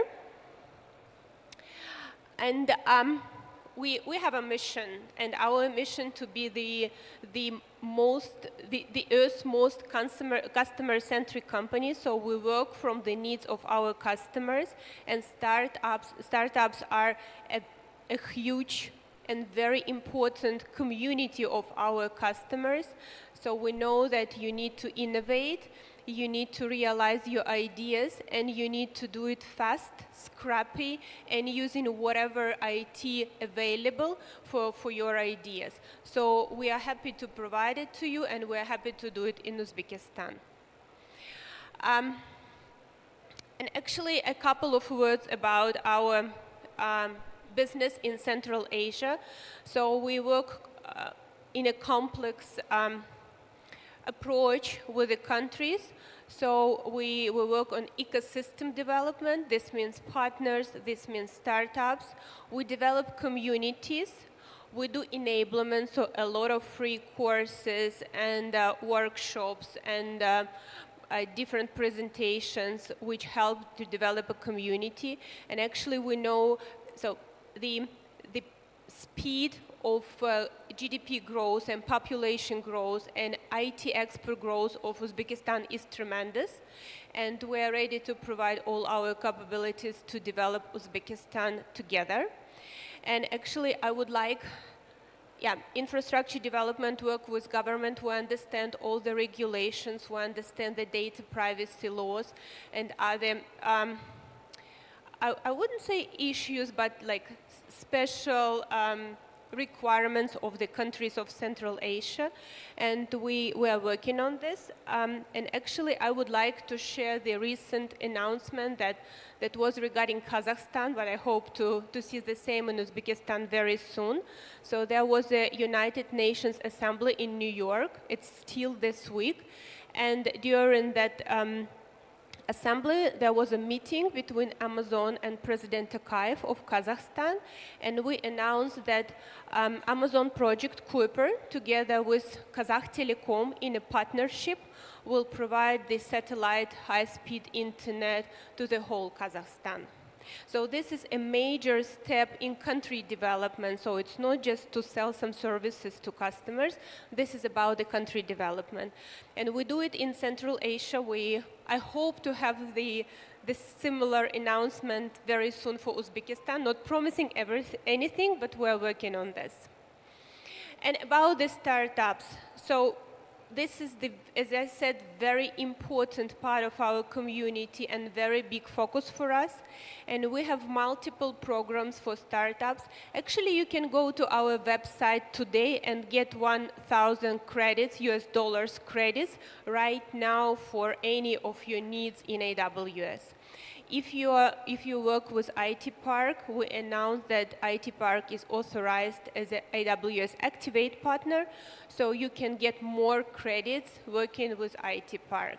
And actually, if you visit our website regularly, there are a lot of programs, credit programs for startups, especially in AI area, because this is a very popular topic now. So you can actually, if you check, you can periodically find more interesting programs for financing.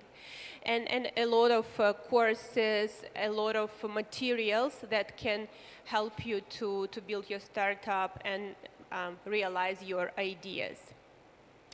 And together with IT Park, we also plan to organize some AI enablement course. Just stay tuned. We will announce it very soon, and IT Park will announce it also. And we organize AWS Community Days. These are big events for people who are interested in AWS services. We had one last year, and we will announce another one very soon, so together with IT Park, so stay with us. There will be announcement of the date. And also, if you visit our website, you will find a lot of detailed information on our different programs for startups, like migrations, well-architectured review, where we can help you to review your architecture and understand how it can be improved to be more more scaled, more reliable, more effective. Also, there are communities of CTO fellowship, startup mentorship programs. Please go to our website and find everything and just enroll what is the most interesting and valuable for you. And actually, that's it. Thank you very much. Very happy to be in Uzbekistan. Thank you. Thank you very much, Inna. I hope this humble beginning will be the beginning of something tremendous in the future. Absolutely. Yeah, thank you. All right, Inna, thank you very much. I have to tell you, Inna, I have a couple of things to finish off with. I am one of your biggest customers in Uzbekistan. I spend a lot of money to AWS. But unless you have a servers here, we're going to be forced to leave you because local regulations that you have to have host locally now. So this is something that you have to address, and you have to address fast. So please bring your servers here. Thank you. Now, next announcements, we have very important announcement again. And this is with the, as I said, the $100 million fund that's coming in, and they're coming through like UzVC, IT Park Ventures, and Aloha Ventures. They will be also partnering with other funds that already done it. And Domino Ventures, I'll invite Mustafa, Yegiz, Abdulaziz from that side, and our own Abdulahad Kuchkarov, our CEO, as well, to talk a little bit about this $10 million additional investment. I think it's a $20 million, if I'm not mistaken. I'm not going to take a limelight. My arkadashs will tell. Thank you, guys. I saw the great announcement. Well done.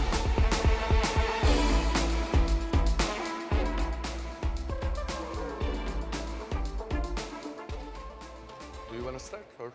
Yeah, please. Hello everyone, this is Mustafa from Domino Ventures. We are so glad to be here on the stage at ICT Week for such a good and a great announcement. So let me tell you a little bit story, because for the last 8 years we are investing the emerging founders with years around the world. And I think right now we invested more than $100 million with different vehicles. And just 2.5 years ago, we decided to enter the Central Asian market. And you welcomed us. We love the region. We love the founders. We invested more than 7 different startups right now. And today is the big day for us, because it's time to move on to the next phase.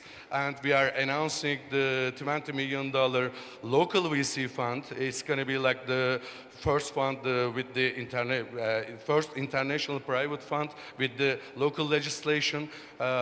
So we are so happy to announce that, and I think you will hear our name a lot in the future, because we will continue to support the Central Asian ecosystem with this new fund, and we believe that we can easily bring more than $50 million international VC money to Central Asian ecosystem, and more than 50 different international VC to this ecosystem.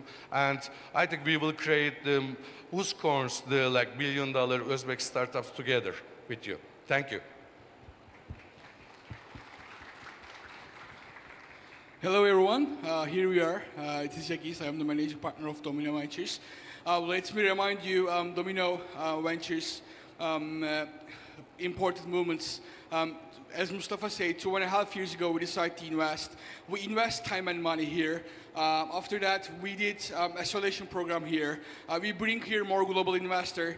Right now, we are creating our new local fund as a first private and international VC here.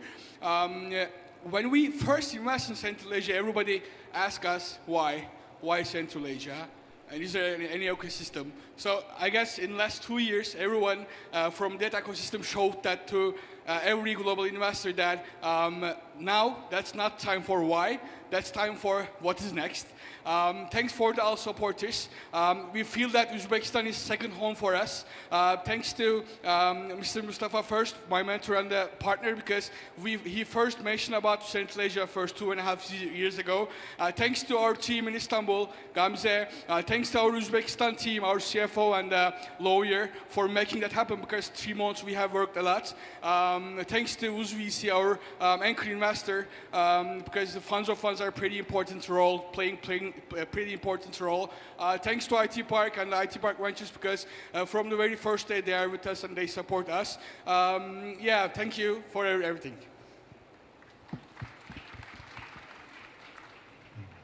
Greetings everyone. Greetings again, colleagues, partners.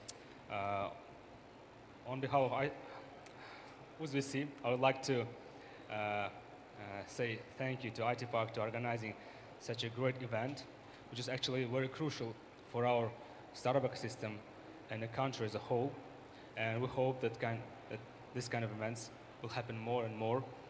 And we're glad to co-announce that first private foreign VC fund is established in Uzbekistan. And UzVC is one of the investors, an anchor investor. We'll be glad to invite others to contribute to this fund and make it happen together. And last but not least, I would like to add that we are sure that this is only the beginning of the story, and we are the authors of the first pages of a new chapter of the startup and venture capital system development. Thank you. Hello, everyone. Again, thank you. Thank you, Mustafa. Thank you, Yagis. You came to Uzbekistan when it was, in general, nothing. It was before then to 2022, right, 2021. And at that time, the startup ecosystem, the total investment that it was mentioned today was 1 million or less than 1 million. I'm not sure, but 1 million. And last year, it was 70 million. And this year, we already exceeded 200 million. And I'm sure it's just beginning. It's just beginning. It's very easy to come where the ecosystem is growing, but it's difficult, very, very difficult. You understand, and I'm sure that all our ecosystem builders understand how it's difficult to come to the ecosystem when the ecosystem is nascent. It's just no any money, no any venture funds. Now today, it's just 14th venture fund in Uzbekistan. Yes, operating in Uzbekistan. And it's a lot of money, it's a lot of government support providing through our government, through our leadership of our president. And thank you to, first of all, thank you to UzVC to support this kind of private initiative. Again, thank you.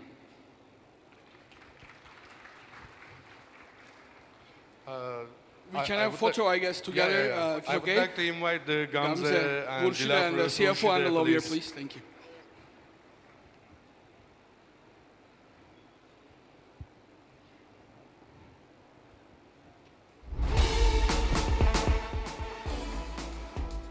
Thank you.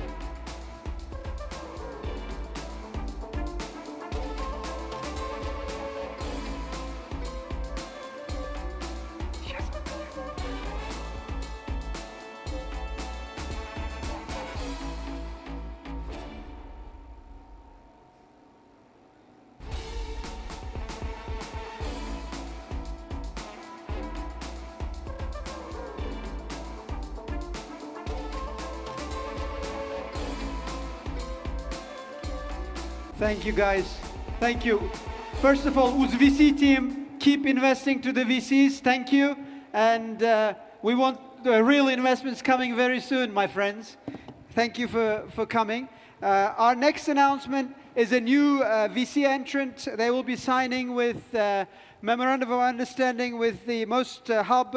It's United Ventures, Muniz Sharipov and Asel Osmanova. Please come and exchange your Memorandum of Understanding. Thank you.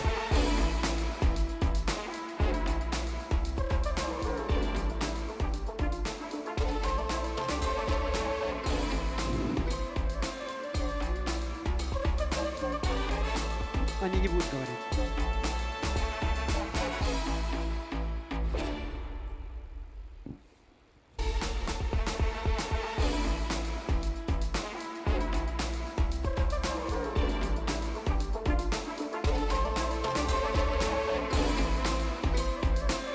I believe the United Ventures, especially, I think, being funded across the banks, different banks, again, by President's instructions for them to put more money into VCs, again, into startup ecosystem. So they'll, you know, another option. There's too many options now. We need more and more startups. That's great. Thank you. Thank you.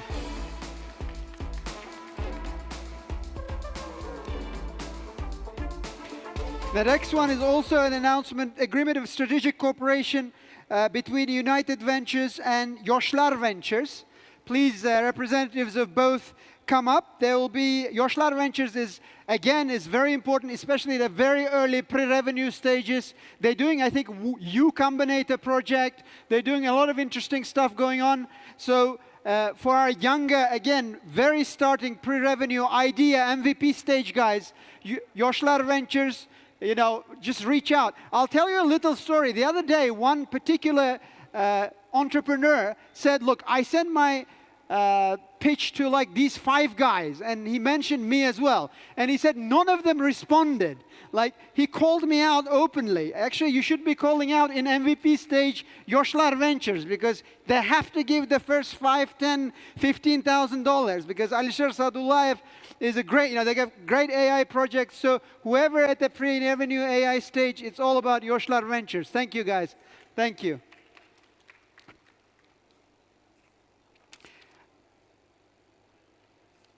Next one is announcement of the Abdulakhat Kuchkarov Aron, very much with Pavel Kaktyshov. They'll talk about Central Asian Investment Forum being announced here.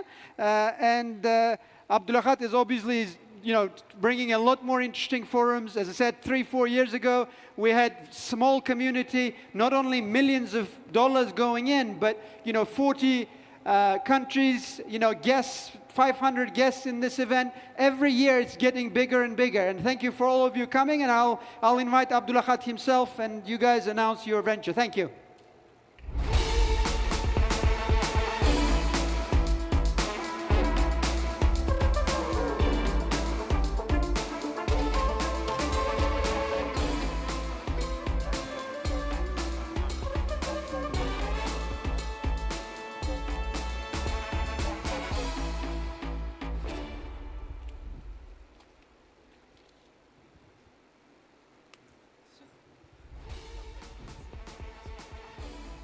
Hello, everyone. Salam, Tashkent. My name is Pavel, and I'm pleased to be here. So it was like not the ordinary exchange of the like memorandums and folders, but it's about announcing Central Eurasia Venture Forum coming to Tashkent next year in April. And yeah, it's a big deal. We bringing the most intimate, most effective VC forum to the Tashkent for disease growing soil. And yeah, please, we're pleased to be partnered with IT Park. Yep, thank you, Pavel. I know Pavel, how many years? 7, 8? More. Yes. More than 10 years. Yeah, more than 10 years. And the Pavel was one of the first who started to creating startup ecosystem in Kazakhstan. And I think the 60–70%, maybe more, the results of Kazakhstan startup ecosystem, it depends on you. And I'm sure that this type of opportunities provide a lot of new ideas for our founders, for our startups, for our business angels. And it's also show where ecosystem is shifting, where to build startups. And Uzbekistan, for the last few years, you can see that it's a lot of information and truth that we made a drastically change with a drastically growth in all of directions in our GDP, in our economically industrialization. It's a lot of factories in others and others. The same thing in IT, and I think it's a good opportunity for our startups, for our ecosystem to grow and grow together. Only to grow together, showing our market together, we can invite founders, investors to our Central Asian market. Thank you, Pavel. Thank you. Thank you. And I'll give you a few more information about what's coming up.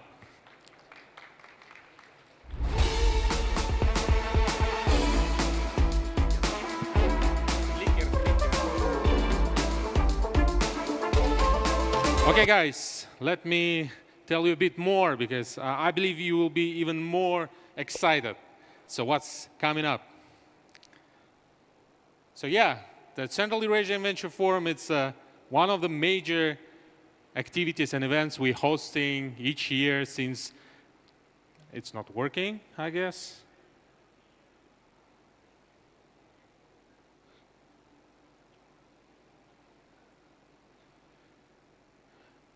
Oh yeah, now it's working. Like, look at this screen. It's me almost 10 years ago and 30 kilograms before, right?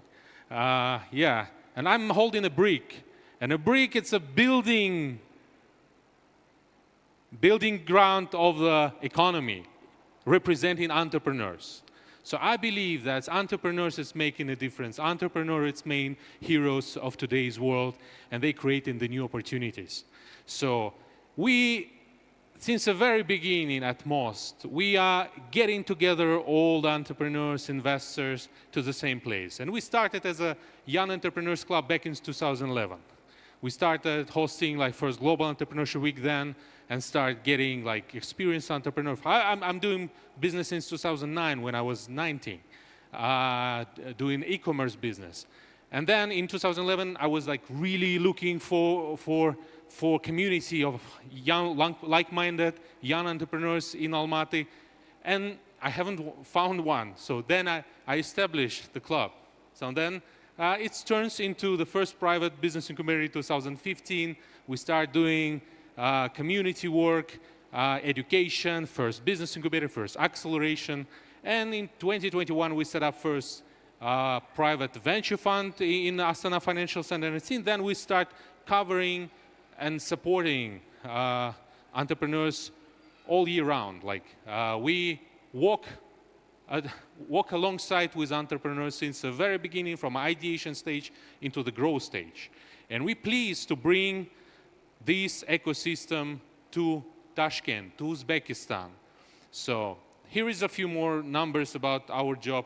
And for all these almost 15 years of the job, I was super excited working with the founders.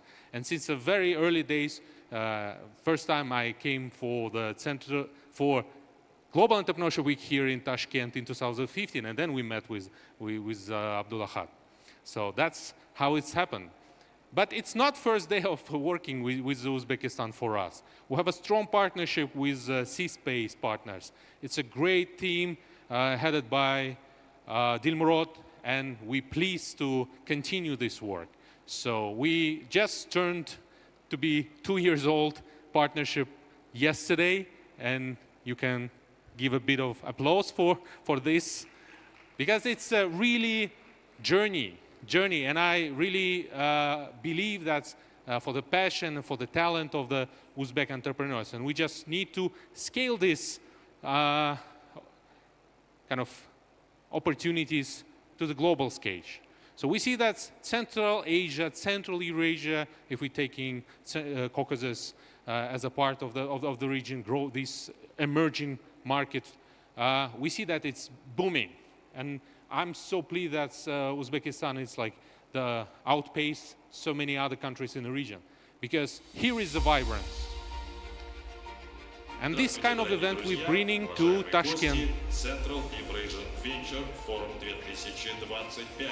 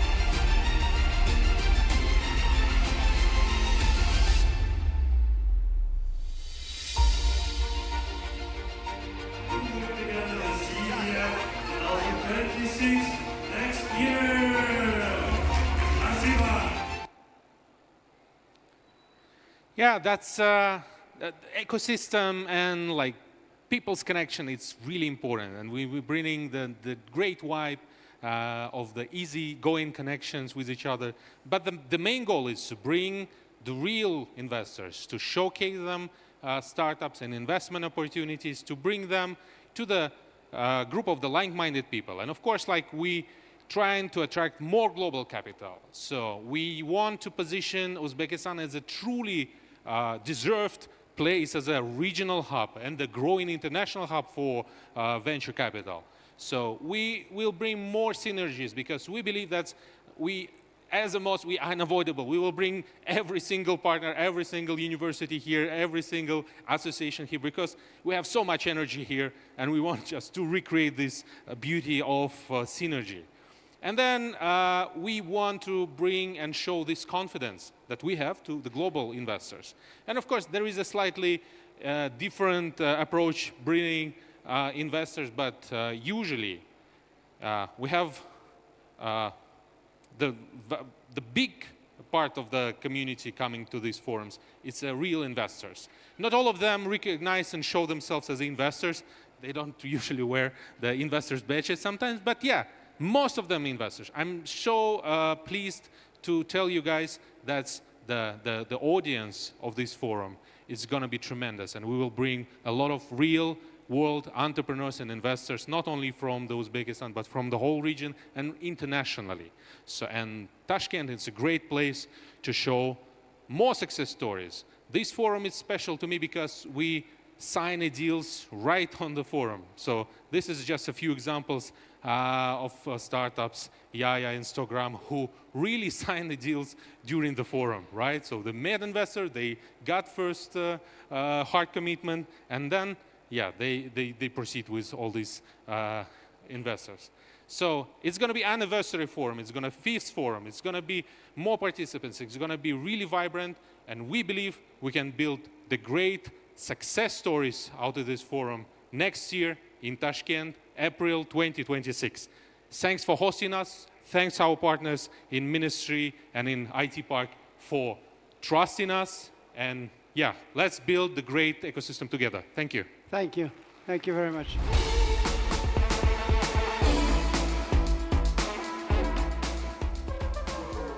Last but not the least, a very important part, there are a few investment announcements, and as always, leading the stage are very much Aloka Ventures. You saw their stand, they've already done 50+ investments. They have a lot of new investments to announce. Please, Shrop, the managing partner, come over and do the announcements. Thank you.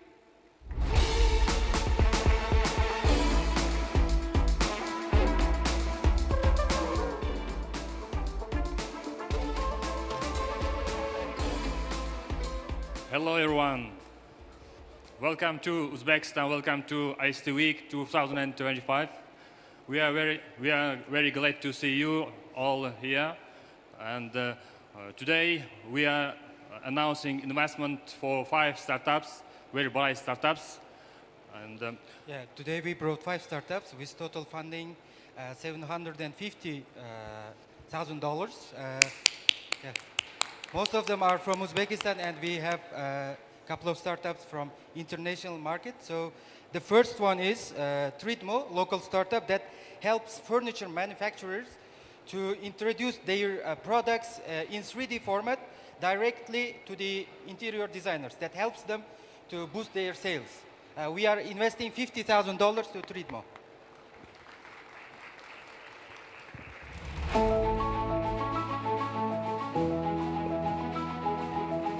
So the founder is very famous in the 3D modeling industry in Uzbekistan, and we hope that this investment will help them to change the market into the new horizons.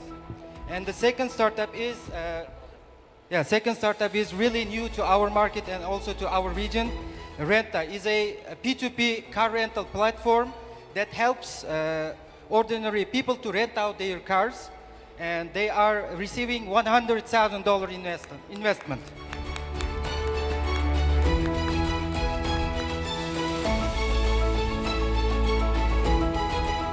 The third startup is also a really interesting one. It's an AI startup that helps fitness instructors, people who are doing fitness to improve their style. So Kinestex, we are investing 150,000 US dollars.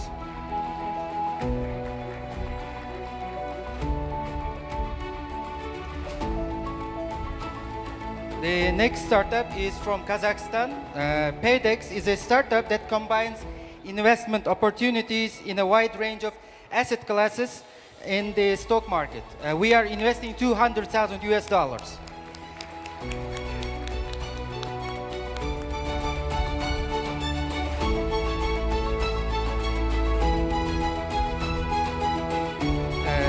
The last but not least, e-Guarantee from Turkey. E-Guarantee is an insurtech startup that helps manufacturers to enable their digital insurance policies and to be more connected to their direct customers. We are investing 250,000 US dollars.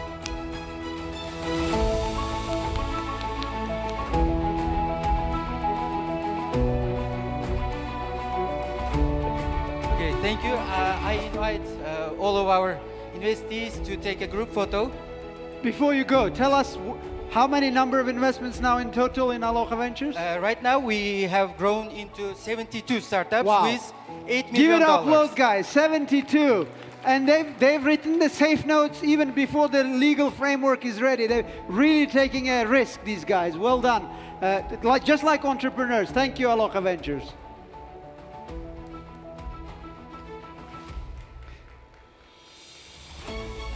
We have to catch up at IT Park Ventures. Fast.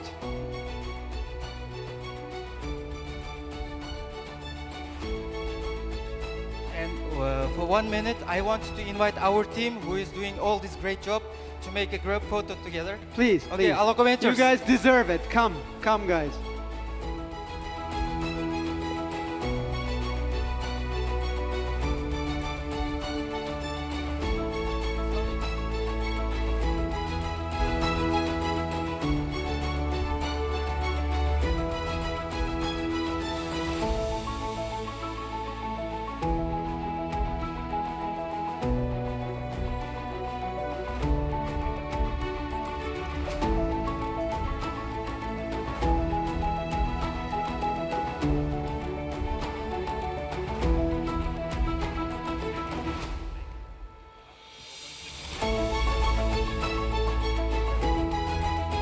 Thank you, everyone.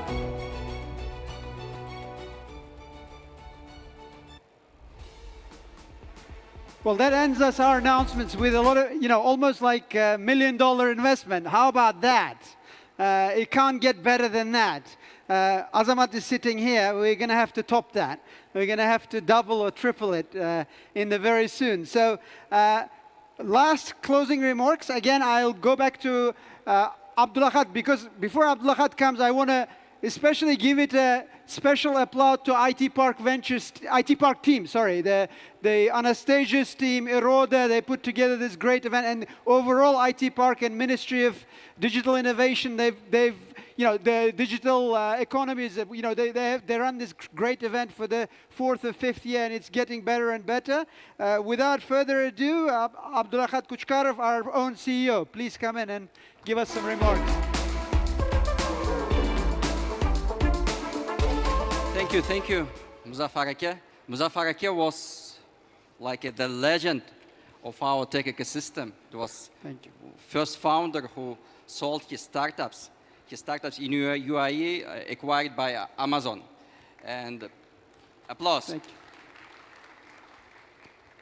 And I hope the next few years, Muzaffar Ake, we are waiting forward from you the next unicorns. And again, thank you everyone. I'm really glad to be here, and thank you for your coming from all around the world here to Uzbekistan. A lot of people comes from San Francisco to London, London to UAE to Tokyo here. All around the world is here. And when I look around the room, I see a lot of investors, founders, ecosystem builders, startups.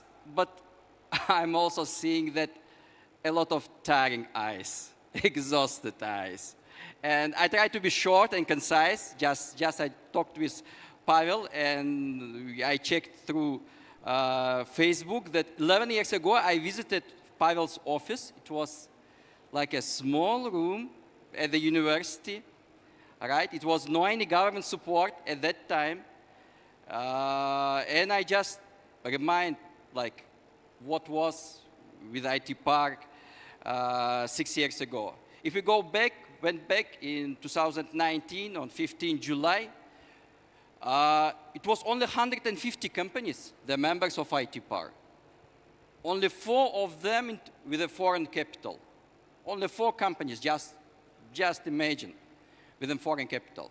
The total export of that year of all our companies was less than 1 million. And what is now? Now it's 3,100 companies, the members of IT Park.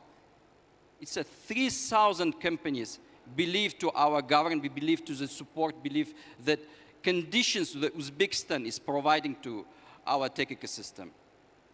And almost 850, alongside with them, it's foreign companies with a foreign capital. A lot of companies from Central Asia region, US, Europe, Asia, and other countries. Just for instance, by the end of this year, for instance, the number of Latvian companies in Uzbekistan, it was 1. Now it's 11. Japanese companies, it was how many? 2 or 3. Now it's more than 20. Korean companies, it was just a few years ago, just only 1. Now it's 25. And we are growing, growing, and growing. And I'm sure that we are not going to stop. We'll provide as much as we can. And I think it's just beginning. It's just beginning, and our ecosystem will grow. And now it's how much? 4 billions. The revenue, by the end of this year will be 3 billions, the revenue of our members. Last year it was 1.5 billion, and we're growing 2 times per year. And I think it's beginning. And we are one of the fast growing sector in our GDP. We are the 3rd place by the number of foreign companies in Uzbekistan by sphere. The first, it's like wholesale and selling. The second, it's building. The 3rd is IT sphere. By the end of this year, we'll be the 2nd by the number of companies. And everything is possible. We need only, like as mentioned before by Jan, Purple Ventures, it's just hard working. And again, I would like to say thank you to my team. Please raise your hand, IT Park team. Thank you for your tremendous support this event. And we have 3 more days. Please join to our another events. And also I would like to say thank you to all investors to come here from all around the world, which they are seeking partners, startups to invest. I would like to say thank you to ecosystem builders who come here for knowledge sharing, to explain us, because we are open, we want to grow, and we want to learn something new. Again, thank you everyone. Thank you for coming to Uzbekistan. I think it's a great time. Thank you. That's great. Thank you, guys. So just a few things. I think there's a B2B matchmaking events that are going on, whoever is interested. And as Abdullah Khat said, there is a Global Awards to Central Asia Regional Fund event going on tomorrow. There's a workshop of investor readiness as well. And there's obviously the Web Summit Spotlight Uzbekistan goes on 27th. Workshop on a few other founding sort of without borders. There are experts from Stanford and Crunchbase and MIT. Obviously, you already heard from Christy already. So please, join them. And then there are a few dinners. There's a lot going on. Another 2 or 3 days. Enjoy the event. Thank you for joining us today. Thank you.